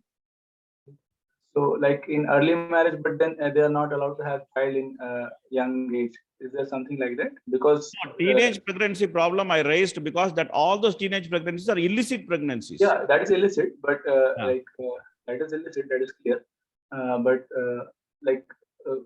How they like the modern world, how they see it as a from Shastric point, it is clear it is illicit, right? But they consider it as a problem, teenage pregnancy, from modern point of view. I'm asking. So how they see it as a problem? Because anyways, their life is all illicit. So because that I'm not able to. Is it having some health issues for a child, like a girl having early pregnancy? I don't know. Are you saying that early pregnancy should not be there? Is this your question? Yeah, something like that. Probably, like, is it because of that health reason they are considering it as a problem? The modern people, not Oh, the modern Vedic. people, why they don't want child marriage? Is this No, your no. question? My why how this teenage pregnancy is a problem for modern people? Because How teenage pregnancy is modern for modern people is because these teenagers who become pregnant, they are irresponsible, number one. And most of the time they go for abortion. And when they go for abortion, they pose risk for themselves. And they are most of the time unclean, malnourished. So even if they give birth to a child, they are not going to cover, they are not going to take care of the child. The child is going to become the burden of the government. Government has to take care of the child. There is no social system which actually goes along with the teenage pregnancy. So they have destroyed the social system and they have created the problem of teenage pregnancy, and then they are saying it is a problem. You understand? There should be a social system which goes along with everything. They have destroyed the social system, and they don't have proper way to handle. Marriage is the institution to handle a baby. If there is no marriage, then the baby is Varna Shankara. And that Varna Shankara baby will, what that baby will do is like is completely messed up in consciousness. That's what we are seeing. They only see the messed up consciousness, and they only see the problem to the government's revenue. They don't address the bigger problem. Like actually, I didn't understand this point that how it becomes a problem for the government to maintain that child, but it is their responsibility. They had illicit connection. Yeah, and it's it's their their problem. How responsibility, it no? comes It's to their the government? responsibility, no? Yeah. So how it comes on government? Like that, I'm not able to understand. Like it is their life, and they chose to do it in that way. No, And no, that's, no. They just abandoned the child. Most of the teenage pregnancies, either the child is killed or abandoned. So when the child is abandoned, then it becomes government problem, no? okay. And okay. Yes. Prabhu, do we have any example of child marriage in scripture? Most of the marriages in scripture is child marriage only. We know about example of Sita's marriage, Draupadi's marriage. So they were child that time. All of them see, in Vedic system, generally women get married before puberty. That's the normal system in Vedic system, that they get married before puberty. So it's not made into it's not like now we are talking about child marriage, okay? But in Vedic system, marriage itself is child marriage only. If there's a marriage, it's only child marriage. It's not like there's a separate adult marriage and child marriage. Now that is seen as two different things. So that is why we are talking about the child marriage and adult marriage. Vedic system, marriage itself means child marriage only. What was their age according to your understanding? I don't know what is the age at which Lord Ram got married to Sita, but when Lord Ram was 14 and Sita was younger to her. So, Sita was 9 years. Oh, Sita was 9 years. So there are experts in Ramayana, they're saying.